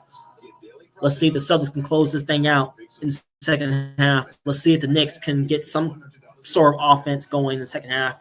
Just get some type of hope in that team, in that arena. Very quiet Knicks arena so far. Imagine if there's an ESPN Sportsbook app that linked to the ESPN app so you could track bets while you check stats. All right, so we are at the half currently, guys. I'm going to go get something to snack on real quick as we are at the half. So I'll be right back in just a short few minutes here.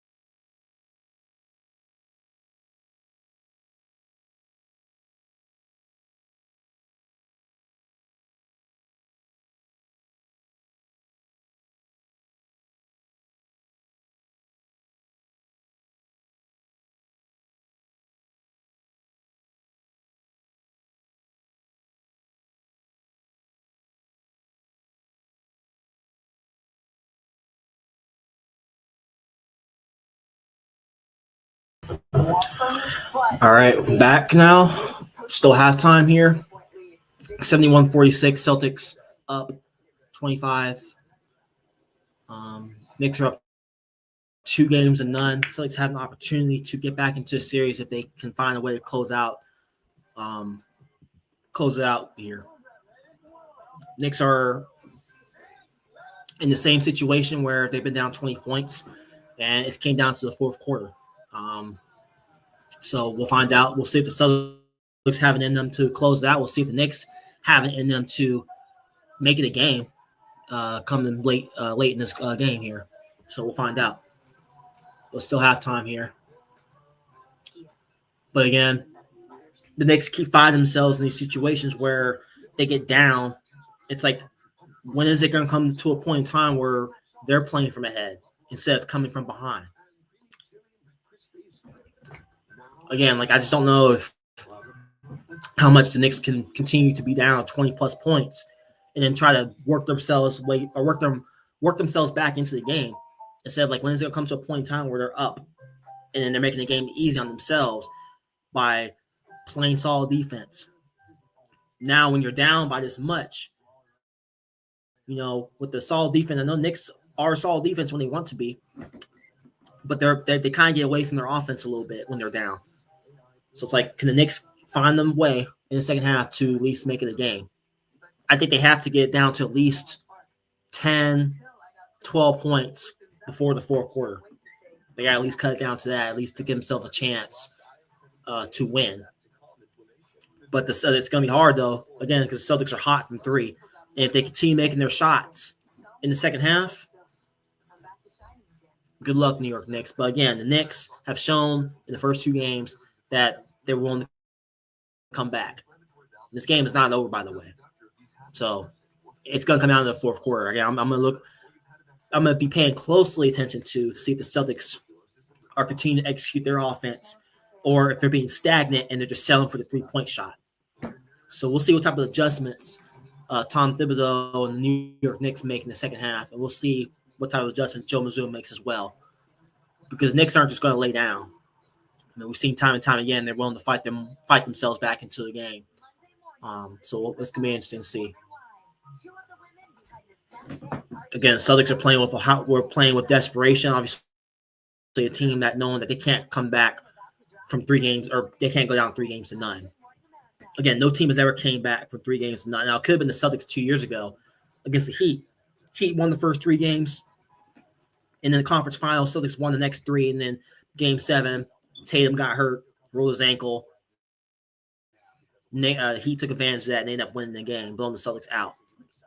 So, again, no team has ever came back from 3-0. But, again, we'll find out. We've seen crazy things happen. Let's see if the Knicks can come back from 25. But it should be interesting. Should definitely be interesting here. All right. We're getting close to getting back to the second half here, but we're still in commercial break as I'm currently speaking. But, yeah, what do you guys think so far of this game? Are you surprised at this point Celtics are up?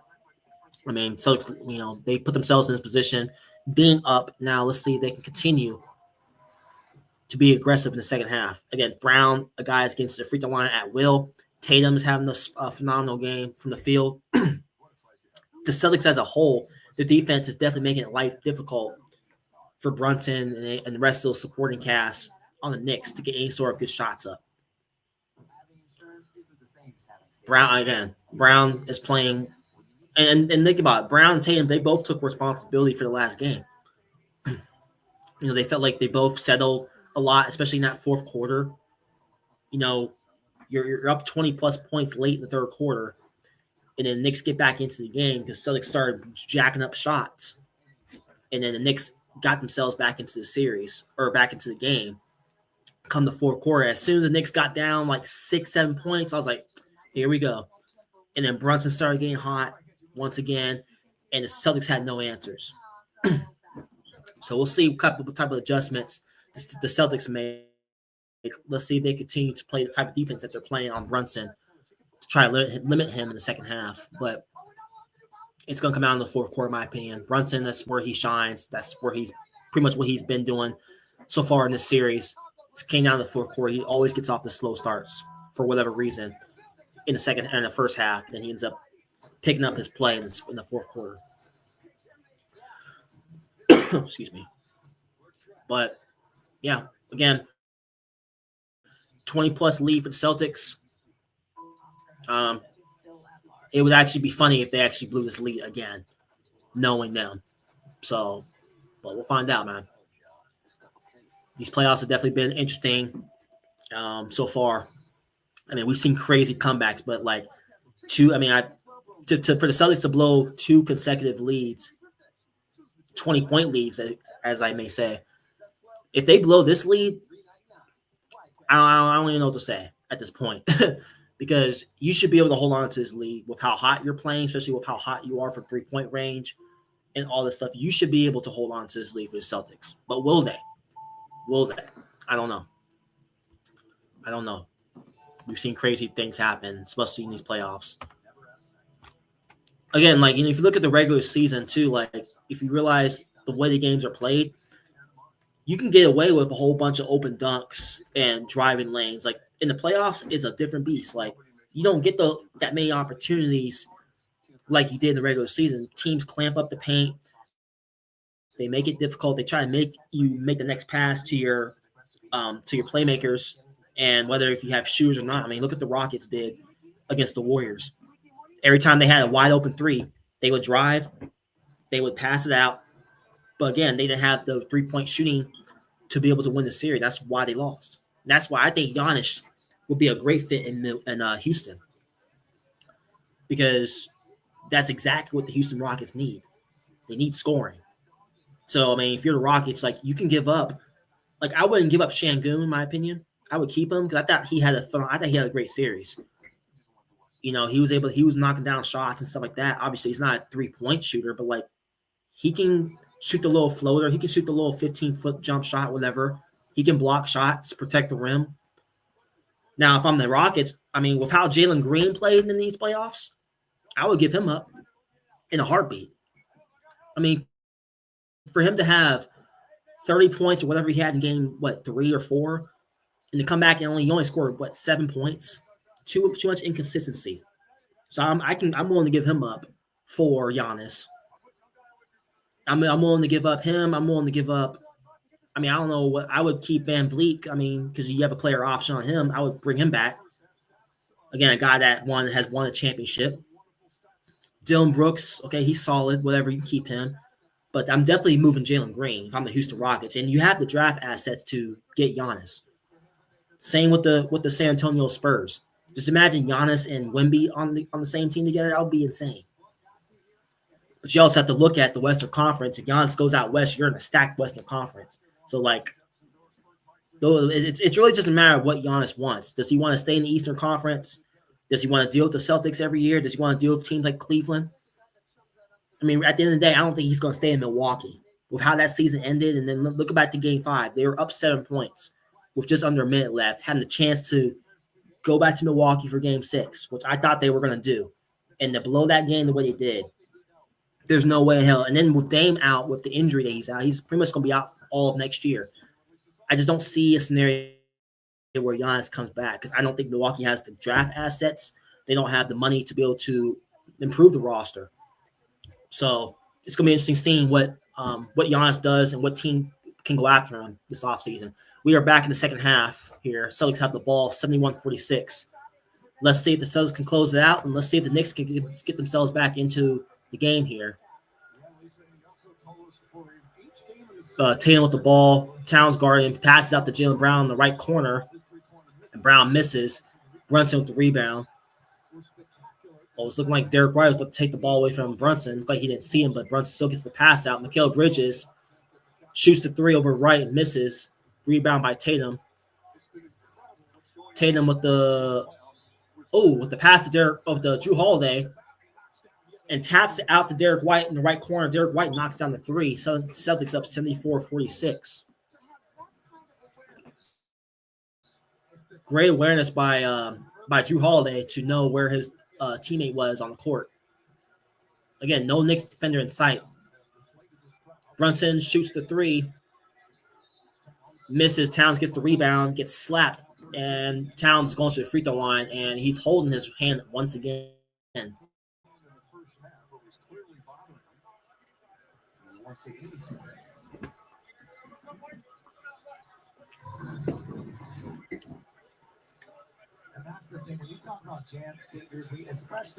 Towns gets, again, the only positive so far in this game has been Towns rebounding. That's about it. The Knicks really haven't done anything else. Towns getting the rebound and getting this team second chance opportunities. That's been the only positive so far for the New York Knicks in this game. But they definitely need more production from their, from Anunoby, from Mikal Bridges, and all of them. Towns knocks down the first free throw.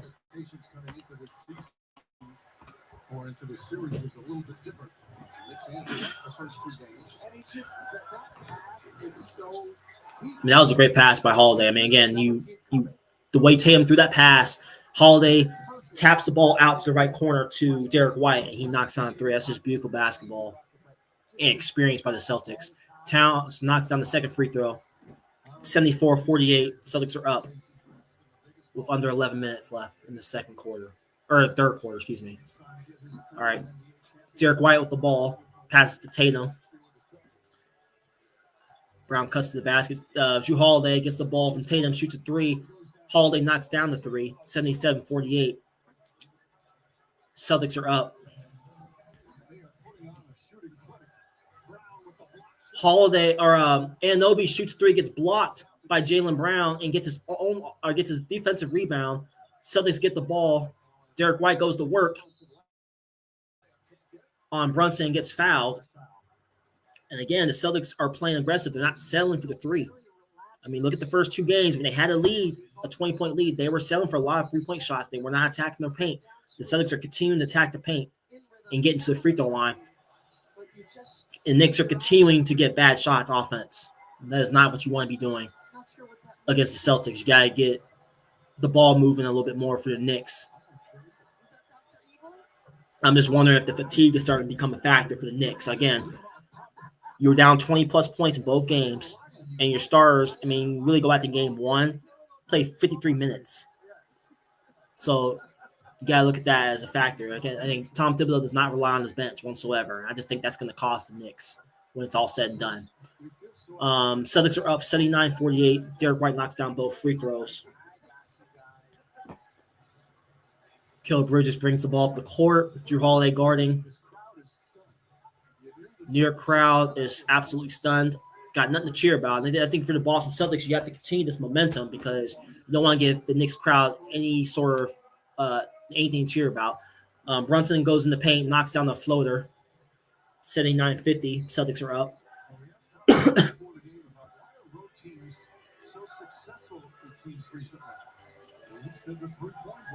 Derrick White drives.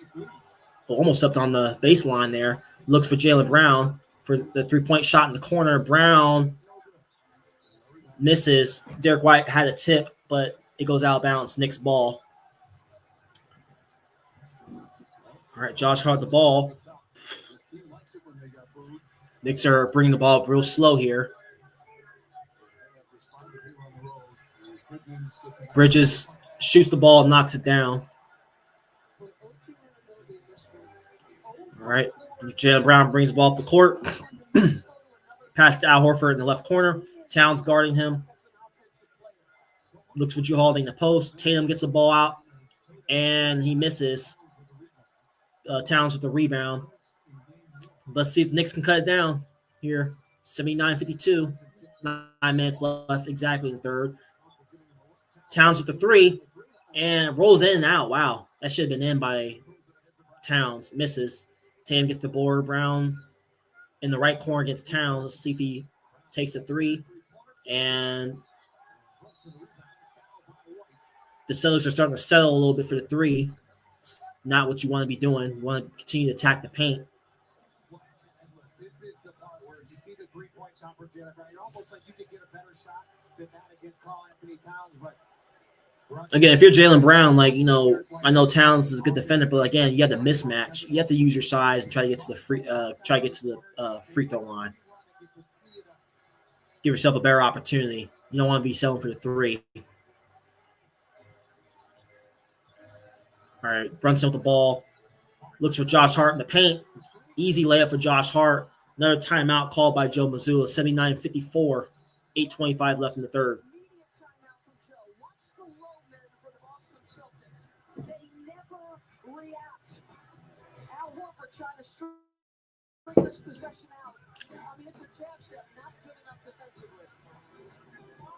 All right, 25-point lead still.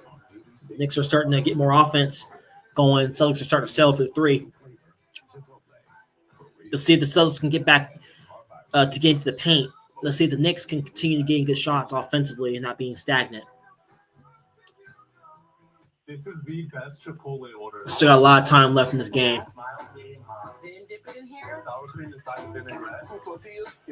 79-54. Celtics are up 25 points.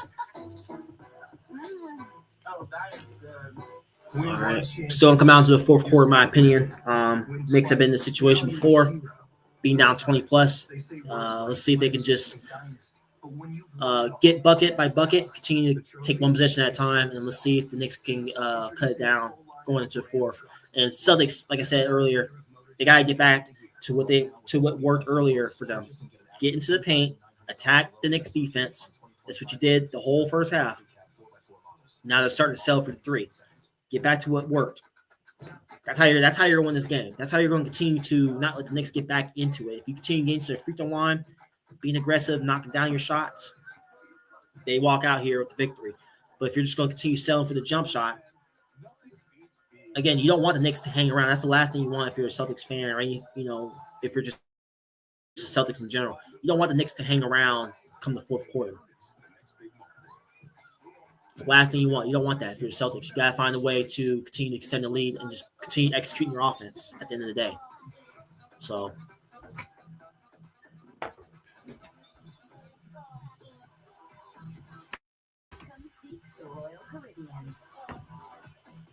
this is the story of the one.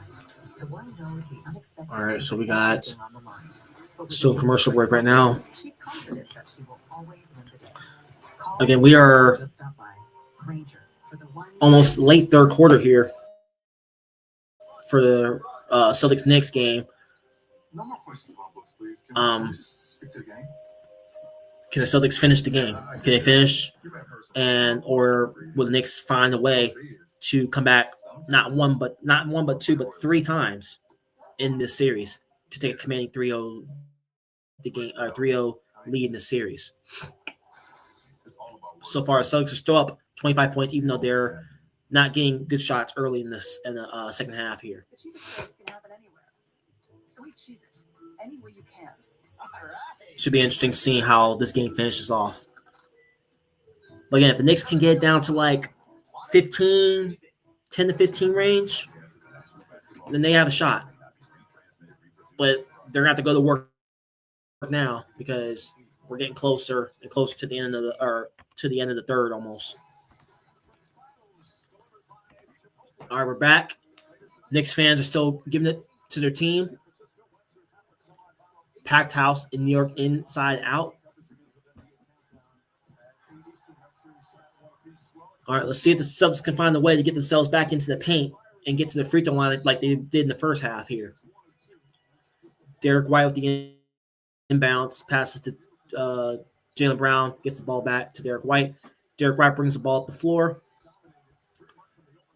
Looks for Al Horford, gets the pass. Oh, good, almost a steal by Brunson by a bad pass for Horford, but Tatum gets the ball, though. Tatum starting to shoot jump shots, and he misses. Celtics are not getting good shots early in this third. Knicks, let's see, Mikal Bridges with the ball. Gets to the free throw line, jump shot, knocks it down, 79-56.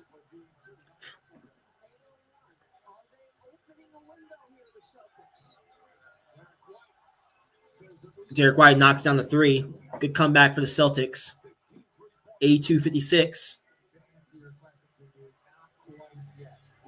Derrick White with 17 points and 5 rebounds. 3 for 3 for the three-point line.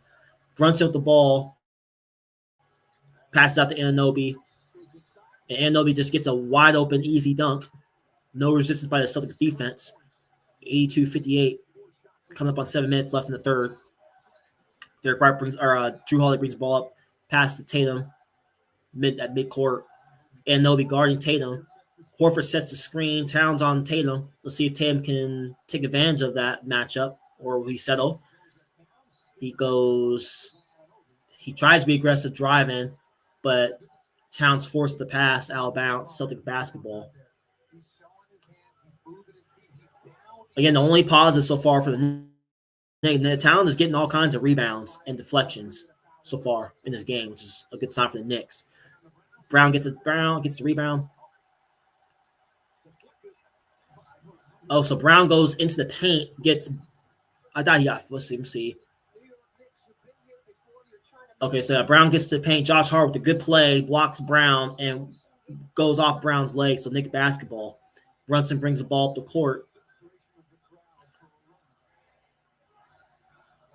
Knicks try to give the Knicks crowd something to cheer about, but they keep turning the ball over. Tatum gets the rebound and one for Jason Tatum, gets the and-1 in transition. Foul by Jalen Brunson. Celtics up 84-58 with 6:36 left in the third. Sloppy basketball by the Knicks. Brunson just loses the basketball by himself and gets a foul in the process on Tatum.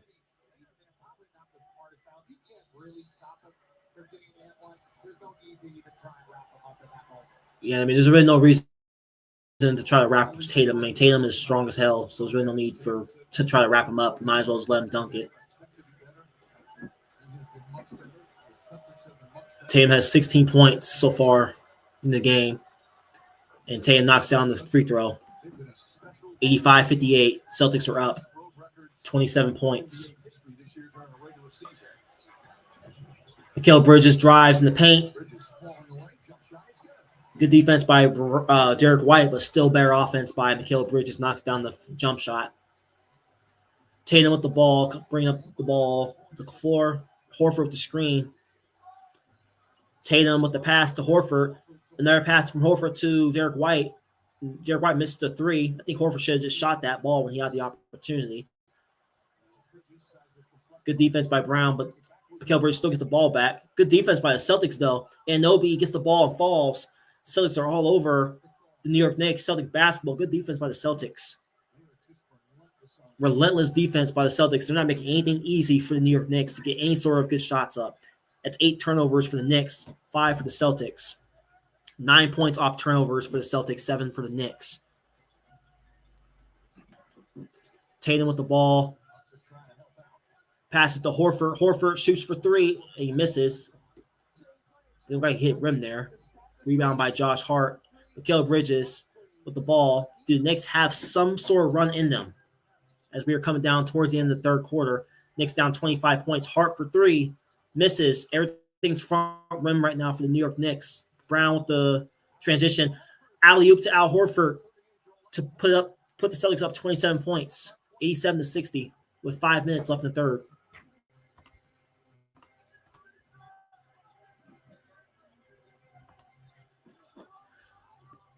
Brunson with the layup. Misses. Towns gets his own rebound and gets fouled. Oh, actually, my fault. It was not Towns with the foul, actually. It looked like it was a block or what was the foul on? I don't remember what the foul was on. So Brunson went for a layup, misses. Towns got the rebound. Looked like it was a push-off by Towns. That would be my guess. I don't know why else it would be Celtic basketball. I think Towns pushed off as he was trying to get the rebound off the missed layup. Pritchard with the ball, passes to Tatum. Tatum drives to the free throw line. Out to Derrick White for 3. Derrick White misses. Josh Hart with the rebound for the Knicks. Anunoby gets in the paint to Derrick White. Porzingis lurking. Anunoby misses the little jump shot there. And that's out of bounds off of Mitchell Robinson, Celtic basketball. Horford is 38 years old. He's still giving production for the Celtics at his age. 10 points, 6 rebounds. He doesn't really have to do much offensively as long as he's doing the little stuff for the Celtics. Then they're always going to be a dangerous team no matter what. Offensive foul on Jason Tatum, setting the screen on Tatum, arguing with the ref. I mean, Tatum, you're up 27 points. You only need for you to be arguing with the ref. Put your team in jeopardy. All right, let's see if the Knicks can get something going. I mean, like I keep saying that, but it's looking like Knicks are kind of running out of gas here. The Celtics are, they keep responding to everything the Knicks do. Or if Knicks aren't making shots, it's not helping their cause as well. Brunson with the ball. You see Mikal Bridges with the screen. Brunson back to Brunson, throws it out of bounds. Not a good pass by Brunson. He was looking for Mikal Bridges on the cut. Again, if you're the Celtics, you got under 4 minutes left. Let's see if the Celtics can continue to extend the lead, not give the Knicks any sort of life in this game. Jaylen Brown going to work on Brunson. Brown inside the paint. Easy jump shot for Jaylen Brown. Again, Jaylen Brown, once he gets to the paint, he's a dangerous player. He's not just, he can shoot the three when the opportunity presents itself, but he's more dangerous when he gets downhill. And Brunson, again, draws a foul on White. Again, Brunson, a guy likes to dissect the defense. Again, he does a good job of getting guys up in the air with his pump fakes. That's what's somewhat keeping the Knicks somewhat alive. But again, the Knicks are still down 27 points. So see if Brunson can knock, or they're down 29 actually. Let's see if Brunson can knock down these free throws here.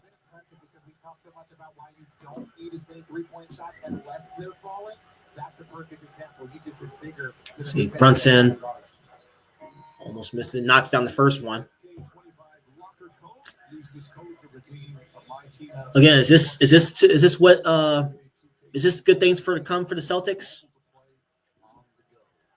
I mean, it's still a long series in my opinion. Again, most people thought this series was over the way the Celtics have been looking the first couple games, but I mean, there's still a lot of game left. I'm not gonna sit here and say that, but Brunson misses the second free throw. Derrick White or Brown with the rebound. Brown has the ball. Josh Hart guarding. Jalen Brunson with the foul on Jaylen Brown, so he was trying to go around the screen.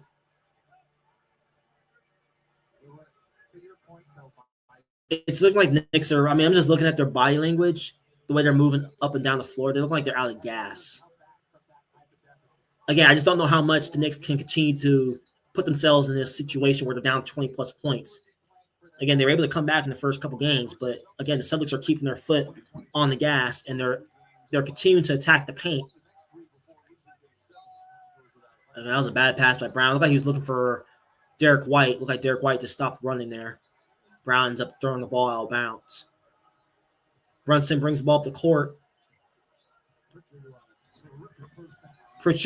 Brunson, again, draws a foul on Peyton Pritchard, going to the basket.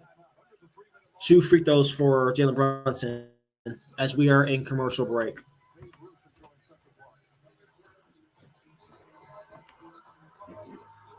$89-61 as we are coming up to the end of the third quarter almost. Celtics are being aggressive early in the third quarter, which is good for them. The Knicks, again, they're trying to get themselves back into the game, but they're missing shots. The only guys that are being aggressive so far is Jalen Brunson and Towns, who are still a beast on the glass. But, again, they still find themselves down by a lot here. I said the magic number for the Knicks is 10 to 15 points, and so far it's not looking like they're going to get that down come to the end of the third quarter here. Again, I'm just looking at the Knicks as a whole. Like, how much can you continue to be down, and what type of adjustments did Tom Thibodeau make? Again, I don't really know if there's really many adjustments to be made for the Knicks. If you think about, again, like I said earlier, Tibbs doesn't play his bench a lot. He plays the starters heavy minutes every single night. Again, I mean, just go back to when he was coaching the Chicago Bulls. I mean, when you had Derrick Rose, right? I'm just naming the starting 5 off the top of my head. Derrick Rose, Joakim Noah, Carlos Boozer, Luol Deng, right? Jimmy Butler, right?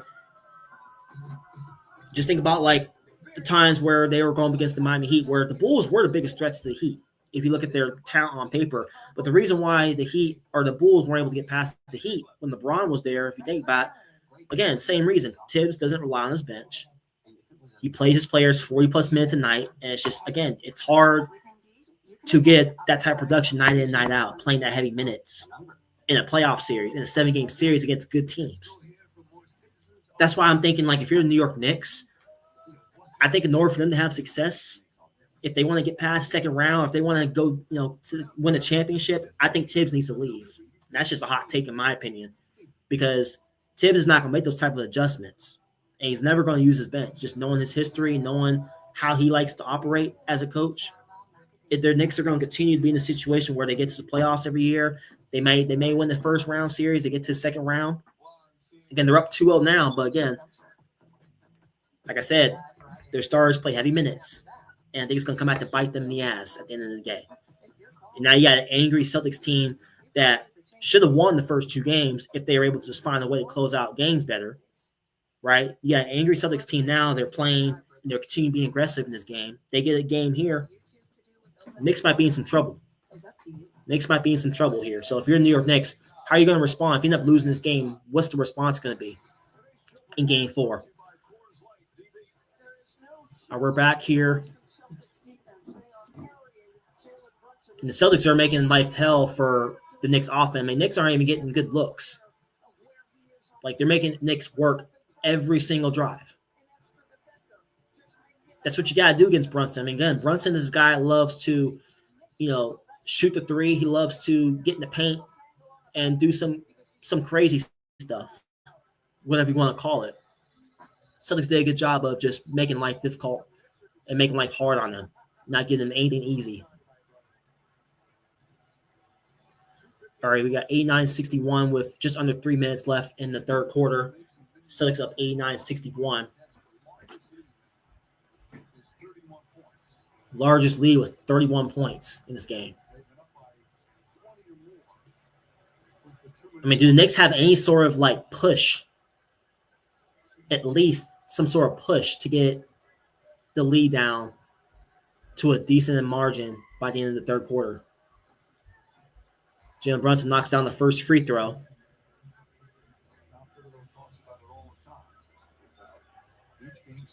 I just don't understand, in my opinion. I just don't get why Tibbs doesn't rely on his bench. I don't get it. I mean, you can tell the Knicks are tired out there, and then the Celtics are deep the way they are. They're using their bench and keeping guys fresh. That just doesn't make any sense. I just don't understand that when it comes to Tibbs. All right, Brunson knocks down both free throws. He has 17 points, 6 assists, 4 turnovers. All right, White outlet pass to Peyton Pritchard. Pritchard looking to go work on Mitchell Robinson. Sets back for 3 and knocks it down. Yeah, it's not looking good for the New York Knicks. 92-63, coming up on 2 minutes left in the third. And the Celtics are still hacking Mitchell Robinson, who obviously is 0 for 5 from the free throw line tonight. It's not a good stat if you're the New York Knicks or Mitchell Robinson.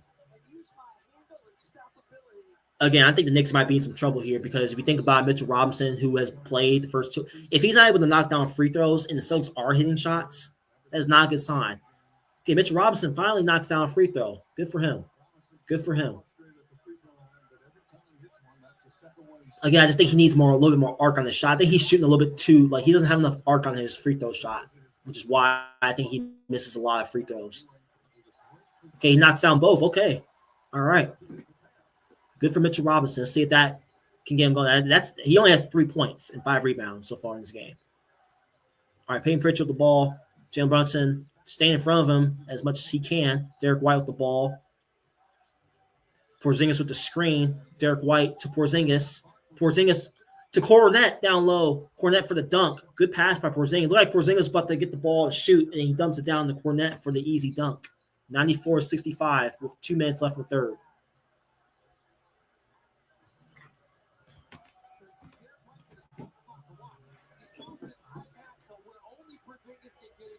And that was a good fake because Robinson went for the pump fake. Porzingis looked like he was about to take a jump shot, and then Robinson went for it and then forgot Cornet was down low, and he gets an easy dunk.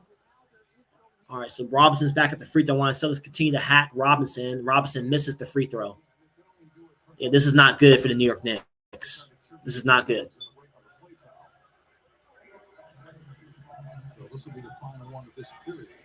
Again, if you're in New York Knicks, let's just say they end up losing this game, obviously. The rest of the series, how are you going to incorporate Mitchell Robinson into the lineup? And how much of an effect is he going to be on the team? Because he's definitely letting the team down with his missed free throw shots. And it's just not, again, Celtics are capitalizing on opportunities. Knicks are not.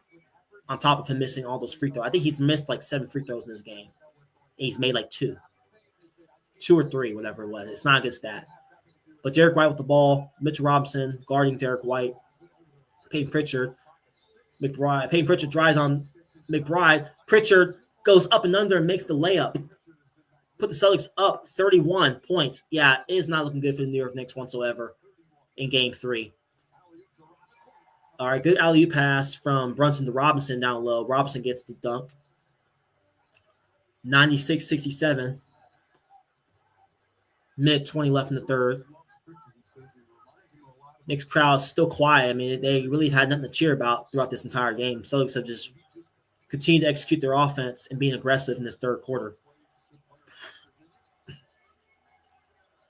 Porzingis out to – Pritchard out to Porzingis. Porzingis pump fakes, and then he gets the ball taken away for a shot clock violation. Knicks ball. Porzingis should have just shot that ball, though, instead of hesitating. All right, we're coming up on a minute left in the third. Knicks are down 96-67. Brunson gets a screen from Towns, and Brunson knocks down the floater. Brunson's the only one really doing something as I'm currently speaking right now. Derrick White with the ball up top. Celtics are milking the clock. Pass to Jaylen Brown, the left side. Derrick White screen on Josh Hart. Brown is looking to go work on Brunson, who's currently guarding him. Brown looking like he's going to drive here, and he shoots the jump shot. Misses. Towns gets another rebound. 30 seconds left in the third. Josh Hart the ball. Foul. Who's the foul on? Porzingis called for the foul. All right, so Knicks are going back to the free throw line. Again, Mitchell Robinson at the free throw line here.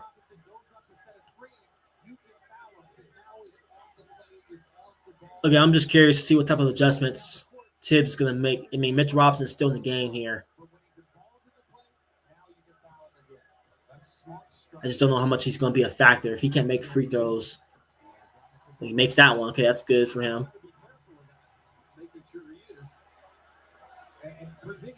Again, if you're the Celtics, I know like Mitch Robinson has missed a lot of free, but he's actually starting to make free throws. You don't want to give him any sort of like confidence, going forward if he does start making those free throw shots. Like you don't want to give the Knicks any sort of life in this game. So they just need to continue playing defense without fouling all the time. I know that he missed that one. Okay, Porzingis gets the rebound off the missed free throw. All right, Derrick White, look like he's going to milk the rest of his clock going into the fourth quarter, see what type of shot the Celtics can get here. Derrick White with the ball. Porzingis with the screen. Al Horford with another screen. Derrick White looked like he was about to take the three, and actually he does take the three.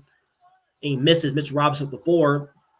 Can the Knicks get a shot off? Josh Hart misses. 96-70 at the end of the third quarter.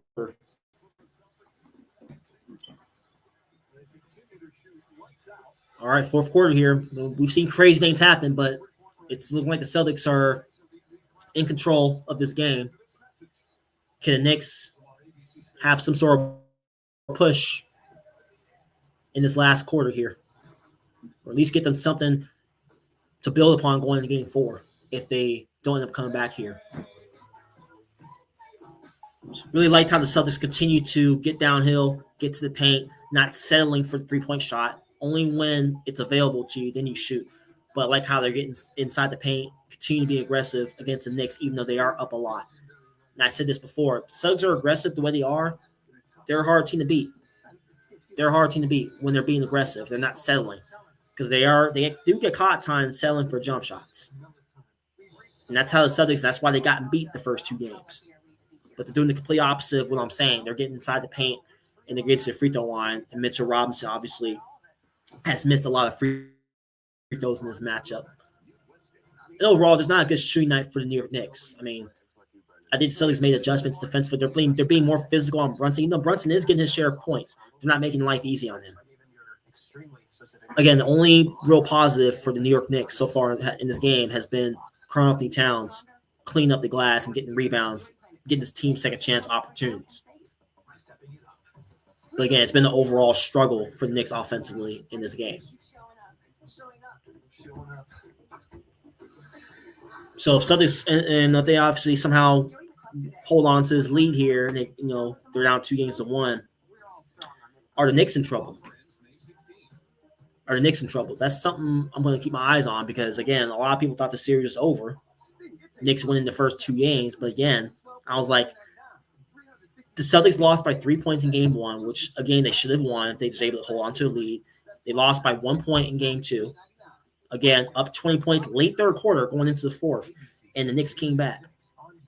Now I'm like, okay, it's not like the Celtics have gotten blown out in either game. They should have won, or they had opportunities to win both of those matchups. Really, the Celtics should be up 2-0. But they let the Knicks hang around. Again, when the Celtics aren't being aggressive, when they're shooting a bunch of threes, when they're not falling, they continue to shoot and they're missing them, that's how the Celtics get beat. But when they're being aggressive, getting to the paint, it's going to open up the three-point shot. It's going to keep the offense flowing in a positive way instead of in a negative way where people are missing shots and you're keeping teams in the game. That's why the Knicks won the first 2 games. But like I said, it's been the complete opposite. Celtics are doing the opposite of what I'm saying. They were getting to the paint. The Knicks are – it seems like every shot the Knicks have taken in this game had been either a contested shot or just whatever. Not a good shot at all. So – it's going to be interesting seeing how the rest of this series plays out. But so far, not one home team so far, and I'm not talking about in the playoffs, I'm talking about in this series, has won a game yet. That's going to be something, if the Celtics are somehow, some way to get both these games in New York, can the Celtics get that 5th game back in Boston? Because again, the Celtics have not been a good home team this season. They've been 28-13 at home, 33-8 on the road. So we've seen the Celtics time and time again go into opponents' buildings and get, whether if it's a blowout or if it's a close game, they find ways to win on the road. They just play more comfortable on the road for some reason. All right, so we're back. Jalen Brunson gets a 3-point shot. He makes it, 96-73.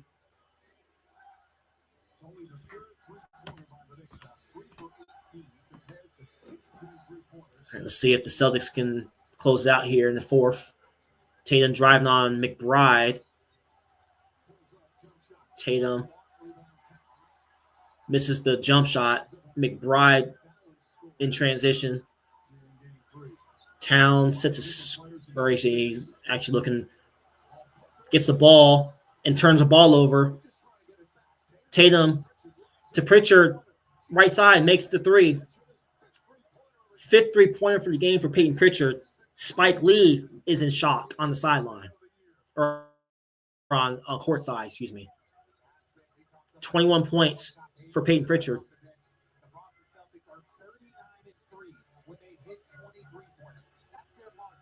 Karl-Anthony Towns with the ball, back to Brunson. Brunson for 3, and he misses. Mikal Bridges with the rebound, back to McBride for 3. McBride knocks down the 3. 99-76. Celtics are up with 10:30 left in the fourth. All right, Jrue Holiday with the ball.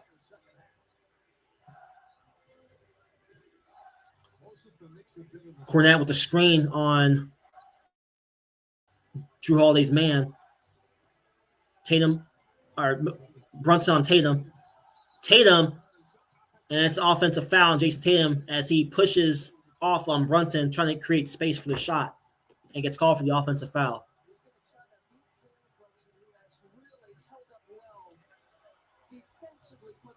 That's good defense by Brunson. Good acting job, too, but he gets the call. Knicks basketball. Passes out to Towns. Horford guarding him.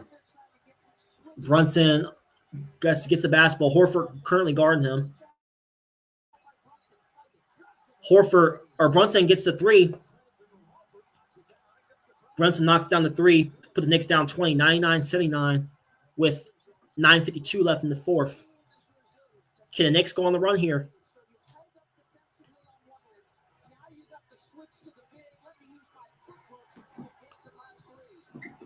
All right, can the Celtics respond here? Can they continue to get to the free throw line, be aggressive, and not settle?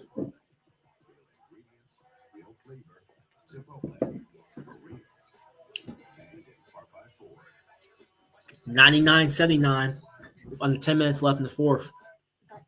Do the Knicks have some sort of push to at least get themselves an opportunity to come back and win? Or can the Celtics continue to be aggressive and extend the lead here?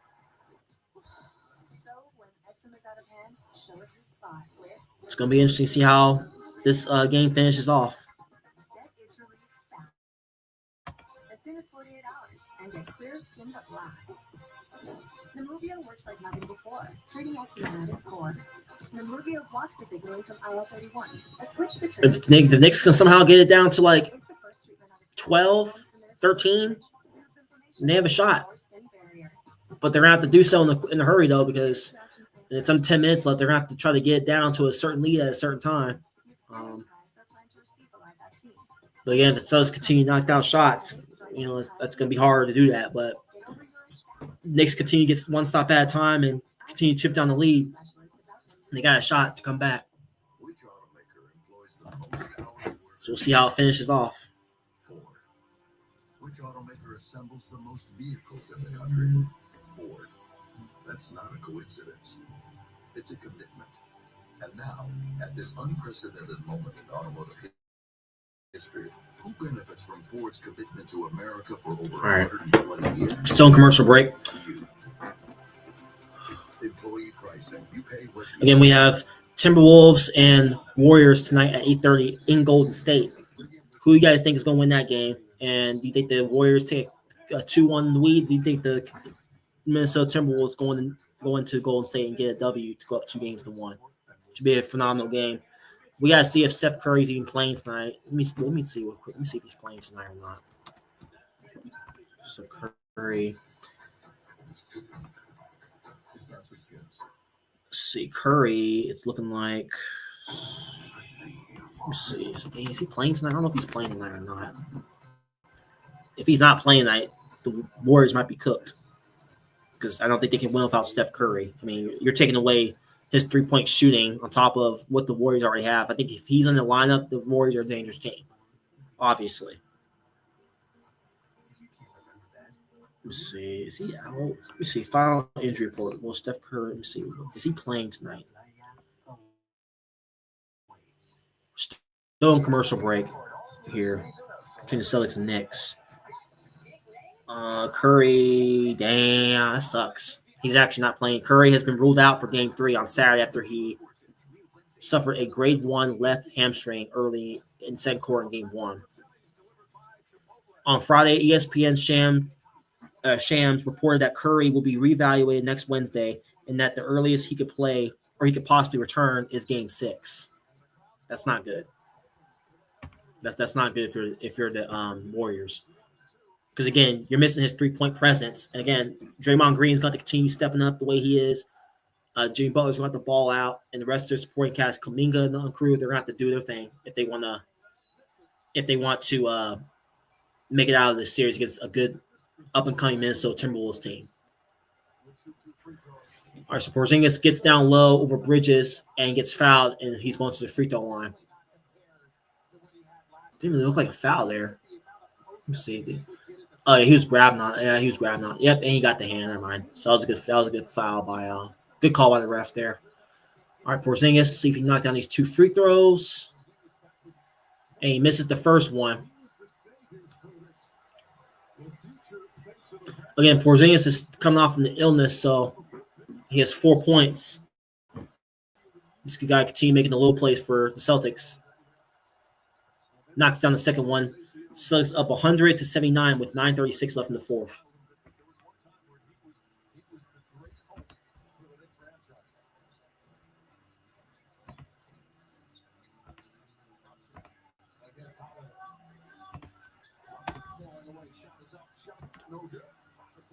Brunson misses the shot, and then Robinson gets a cleanup board, but he misses again. Tatum being aggressive, trying to get down in the paint. Tatum misses the shot. Towns with another rebound.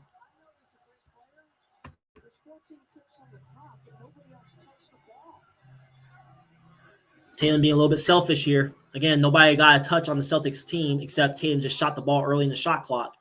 Got to do a better job of sharing the ball a little bit more in the fourth quarter. Move the ball for the Celtics. Ball deflected on the pass from Pritchard, so still get the ball back. Horford gets fouled by Brunson. Horford not happy. Gets knocked down by Jalen Brunson. They're both talking right now. Horford and Brunson are going at it right now.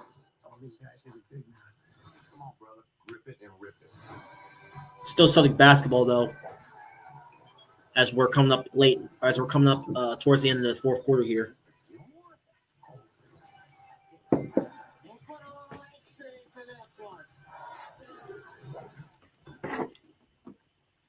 So sorry. Again, who in this chat that's watching right now, what's your guys' favorite NBA teams or NFL? Again, if you guys know, those who are new to my channel, I cover NBA, college football, and NFL. So all fan bases are welcome to my channel. All fan bases are welcome. I love talking ball with you guys, whether if it's basketball or football related. And like I said, I'd love to talk ball with some of y'all. If, comment down below who's your favorite NBA or NFL team, and how happy were you about your team's draft in the this year, and whether if your team is still in it in the NBA or not. Comment your favorite team down below, and let's talk. Let's talk ball. All right, so we're still commercial break right now. All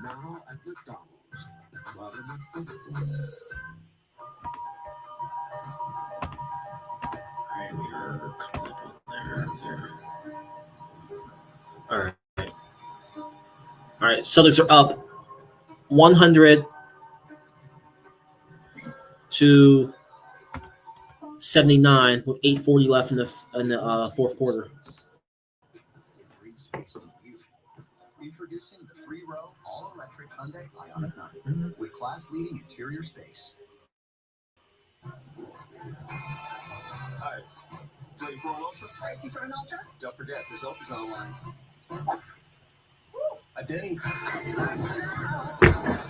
All right, this will be a huge win for the Celtics to get themselves back into the series here, as they're currently down 2-0. So far, Knicks won the first 2 games in Boston. Boston has a chance to put the game away here in Game 3 and get themselves back into the series here. This series is long from over if Celtics find a way to win this game.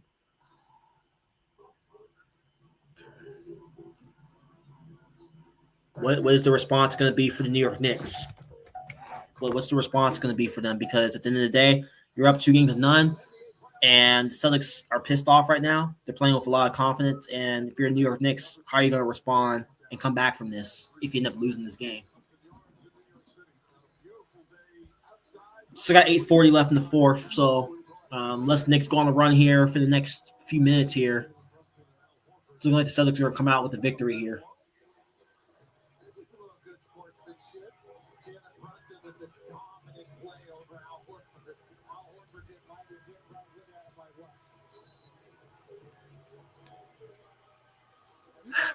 Horford and Brunson going. It's looking like it's like a friendly thing that they're doing. There really wasn't much reaction, but they were both talking to each other a little bit. All right, so Holiday inbounds the ball out to Porzingis. He tips it out to Peyton Pritchard. Pritchard has the ball. McBride playing some good defense on him. Pritchard looking for a good shot here. McBride guarding him. And Pritchard knocks it down. A high arcing 15-footer for Peyton Pritchard. 102-79 Knicks or Celtics are up. Coming up on 8 minutes left in the fourth. Bridges drives on Porzingis, and a good shot by Bridges over Porzingis' defense. 102-81. Tatum brings the ball up. Porzingis with the screen. Horford also with the screen. Towns is on Tatum now. See if Tatum can go to work on Towns, or if she's going to shoot the three. And Tatum shoots the three and misses. Horford gets the offensive rebound, knocks it in. 38-year-old Al Horford cleans up the board on Towns, gets his own offensive rebound, and puts the layup back in to put the Celtics up 104-81. Towns goes in, looks for Robinson, and Robinson goes up for a dunk and gets blocked by Horford and Porzingis down low. Tatum gets the ball knocked out of bounds, still Celtics basketball. Towns was going up, looked like he's about to go for a layup, but then dumps it down to Robinson and then gets blocked by both Horford and Porzingis down low. Good defense by the Celtics. Peyton Pritchard passes to Porzingis in the paint. Porzingis misses the easy jump shot down low. Rebound by Robinson, I believe. Towns gets the ball. Blocked by Porzingis again. Holy crap. Porzingis is playing some really solid. He's not doing much offensively, but he's playing some really solid defense here for the Celtics. Towns gets blocked as he was going up for a layup, and Porzingis blocks the shot. Pritchard crossover on Towns, shoots a three and misses. Brunson passes to Towns. Towns is looking to go to work on Horford. Porzingis blocks again on Towns. That's his third block. Air ball. Okay, Tatum was going up for an alley-oop, but he misses. Towns misses a wide open three. Front rims it. Tatum gets an easy rebound. Looks like the Knicks are not looking like they were going to come back here. 104-81 come up on 6 minutes left in the fourth. Tatum. Porzingis shoots a three, misses. Rebound by Towns. How many rebounds is that for Towns? He's getting every rebound so far in this game. Brunson with the ball. Peyton Pritchard on him. Brunson makes his move to his left side. Easy layup. Brunson is so good to his left. Anytime Brunson goes with his left hand, just untouchable, unguardable. He makes it every time. You got to force him right there for the Celtics. Brunson has 27 points, 7 assists, only one really doing something, but the Knicks aren't really responding to the Celtics offense as Jrue Holiday knocks down the three to put the Celtics up 107-83. Knicks fans looking disinterested, as they are down by 24 points. Come up on 5 minutes left in the fourth quarter. Towns is going to go to work up top. And he gets fouled hard on Porzingis. He's going for the layup, gets knocked down hard. Towns is going to the free throw line. Again, the Celtics are making everything difficult for New York Knicks. Knicks aren't getting any easy shots.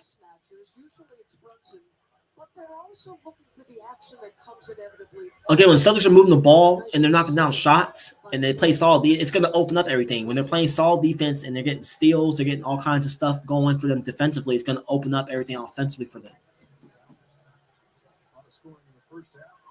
And again, I feel like the Celtics weren't as physical in those first couple games against the Knicks. I think that's why they lost. They're being physical, not making anything easy on Brunson or anybody. Brunson has 27 points. But again, it's a hard 27 points. He pretty much had to work for all of his shots. And you're getting absolutely no production at all from Anunoby. Great defender, but again, Anunoby needs to be better offensively. What's it called? McBride's got to do something. No production from any of their supporting casts. Again, I think that comes down to coaching at the end of the day. I think Tibbs is what's going to cost the Knicks in this series if he doesn't get his act together and make adjustments. Celtics are up 107-85 with 4:50 left in the fourth. It's not looking like the Knicks are going to come back here. Tatum looking to go to work on Towns. Tatum looking for a foul on Towns doesn't get it. Towns gets another rebound. McBride brings the ball up the court. Mikal Bridges in the corner looks for Towns again. Peyton Pritchard is on him. Again, the Celtics are looking. Towns can go to work on the Celtics defense. He can get all kinds of rebounds. He can draw fouls all he wants. It's not going to matter at the end of the day if he's not getting supported, if he's not getting help from his other guys around him. Again, it's literally the Brunson and Towns show so far. Nobody else is really doing anything for the New York Knicks.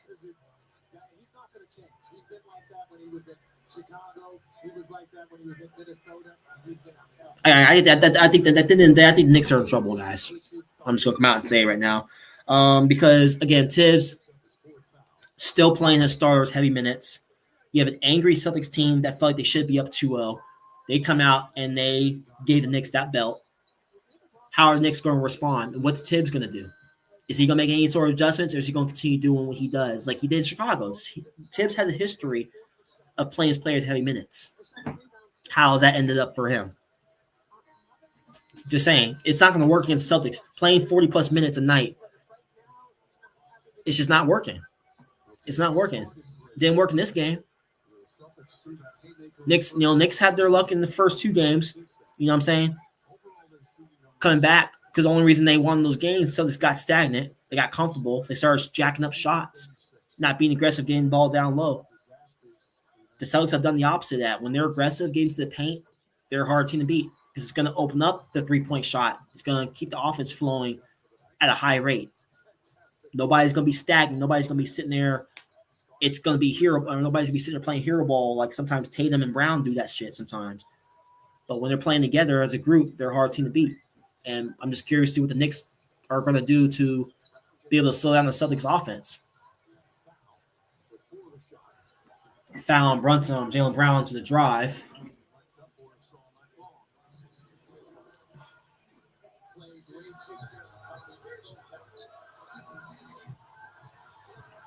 Which is a great team defense by the Celtics.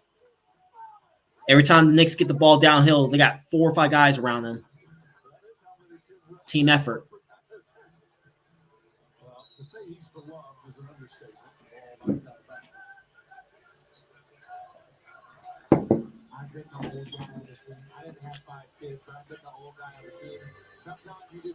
Jaylen Brown even said it after last game, like he took full responsibility. You know what I'm saying? Both him and Tatum. He said he had no doubt that the Celtics were going to come out and play better. Kept his word. Celtics are up 20, 107-87 with 3:54 left in the fourth quarter. Al Horford with 12 points, 8 rebounds. Again, he doesn't really have to do much for the Celtics. As long as he's doing his part, plays his role, then that's all the Celtics need. He's 38 years old. He doesn't really have to be anything special offensively. Just do your job and play to your strengths and to your abilities. All right, Celtics are up 20 points. Jaylen Brown with the basketball. Pass to Tatum. Tatum shoots a 3 in the left corner, and he makes it to put the Celtics up 110-87 with 3:25 left in the fourth. It's looking like the Knicks aren't going to come back this time. Celtics are able to hold on to this lead. And Anunoby back out to Brunson in the right corner. Brunson. Wow, that should have been a charge, but it wasn't. It was a blocking foul on Derrick White. 4 fouls on Derrick White. Honestly, that could have been called. That could have been called either way. Honestly, it could have been a charge. It could have been a blocking foul. It didn't look like he was moving, but yeah. All right, but side out for the New York Knicks. It wasn't a free throw because he wasn't shooting. Waited a long time to get that first ring. They're hoping for a second. Still a long way to go in this series. Still a long series, though. All right, Knicks got the ball. Brunson gets the ball, drives in the paint on Cornette, misses. Towns gets another rebound. I'm very curious to see how many rebounds Towns has. Let me look it up real quick, see what type of rebounds he has. Because it seems like he's been getting every single rebound in this game. Towns has – how many rebounds does he have? Towns has 15 rebounds. How many points does he have? 50 points? 20 points, 15 rebounds. 20 points and 15 rebounds for Karl-Anthony Towns this game. And they're still down. They're still down 22 points. If I can do math correctly.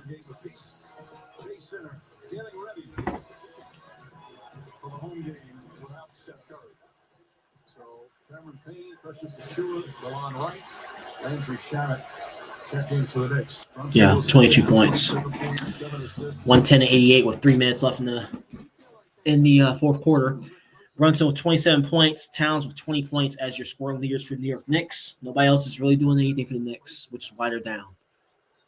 110-89, Towns knocks down the second free throw. 110-89, Celtics are up 21 points. Tatum brings the ball up the court.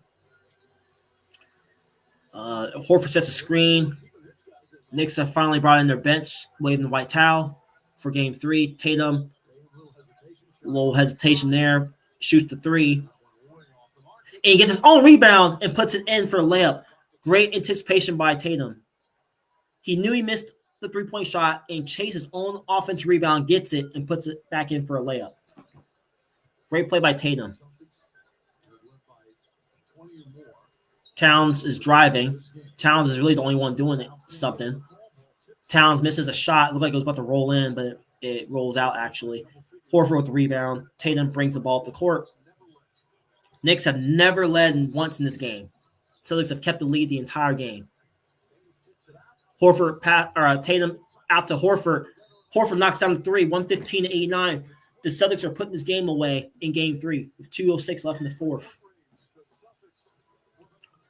What a response for the Boston Celtics. After losing the first 2 games the way they did at home, to come out in New York in a hostile environment and gave the Knicks crowd absolutely nothing to cheer about. Nothing but sensational for the Celtics. Great game by the Celtics. Definitely something they can build upon going to game 4. If you're New York Knicks, how are you gonna respond in game 4? Because I said this earlier, and I'll say it again. Tibbs is a guy that doesn't like to use his bench. If you're a New York Knicks fan, are you worried at all about that? Playing your players that many minutes against this Celtics team who was pissed off after losing the first 2 games. What type of adjustments is Tibbs going to make in game 4? If he even makes any. Great game plan by Joe Mazzulla and the Celtics tonight. They came out aggressive. And they didn't, again, even though the Knicks did make some runs, the Celtics have answered, and they are still able to put the game away. So 115-89, Celtics are up with 151 left in the fourth. 2025 conference semifinals, 8-3 road team record so far. Road team's record is 8-3 so far. Road teams have been dominant so far in the second round. I don't know what it is, but it just seems like teams play better on the road than they do at home. No pressure. Knicks have the ball, under 2 minutes left. Cameron Payne gets the ball out. Cameron Payne shoots the 3, misses. All right, both benches are in for the Celtics and Knicks.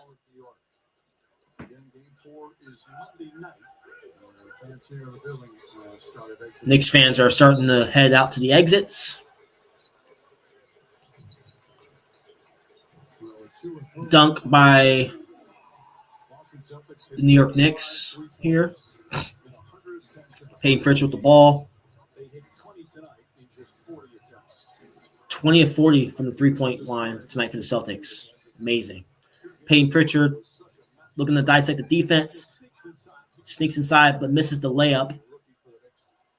Cameron Payne with the ball. Wright has the ball. Looking for a shot. Can't find his shot. Cameron Payne gets the ball back again. Looking to pass the ball out to the left side of the court. Misses the 3. Celtics with the rebound. All right, coming up on a minute left in the fourth quarter. Celtics up 115-91. Celtics are going to take game 3 down 2-1. Much needed win for the Boston Celtics to get themselves back into the series.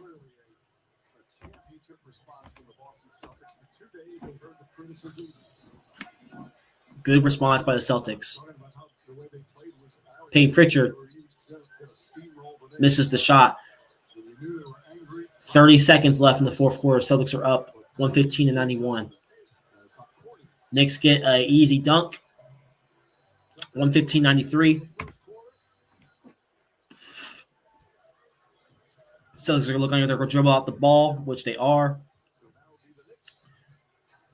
6-second difference between shot clock and game clock. 15, 14, 13. Celtics are going to dribble out the clock here. 115-93. Very disappointing performance for the New York Knicks, coming out really flat to start off the game. Celtics, like I said, Celtics never been down this game. Knicks never led in this game. Celtics have kept the lead the entire game. All right, 3, 2, 1. The Boston Celtics have taken game 3 to get themselves back into the series. A much-needed win for the Boston Celtics as they take game 3 in New York in a hostile crowd, 115-93. The New York Knicks, I'm curious to see how they come out in game 4. What adjustments are going to be made for both teams. Still a long series, but a much-needed win for the Celtics to get back in the series. They really showed their championship pedigree in this game. The Knicks, obviously, playing the Stars so many minutes. Didn't make the shots like they did in games 1 and 2. Celtics did a good job of making adjustments, coming out, playing with poise, and they got the big-time W here to put themselves down 2-1. Still very much alive in this series. And that's going to do it with another edition of Keaton Talks Sports. Thank you guys again for tuning in to the live stream. Hope you guys enjoyed. I will be back for game 4 as well, and I will probably do the Cleveland Cavaliers and the Indiana Pacers game tomorrow. I believe that's when the game is. So I'll be live for that, and I'll also be live for game 4 on Monday night. So thank you guys for tuning in. I will see you guys on the flip side. Pieces. Have a good one.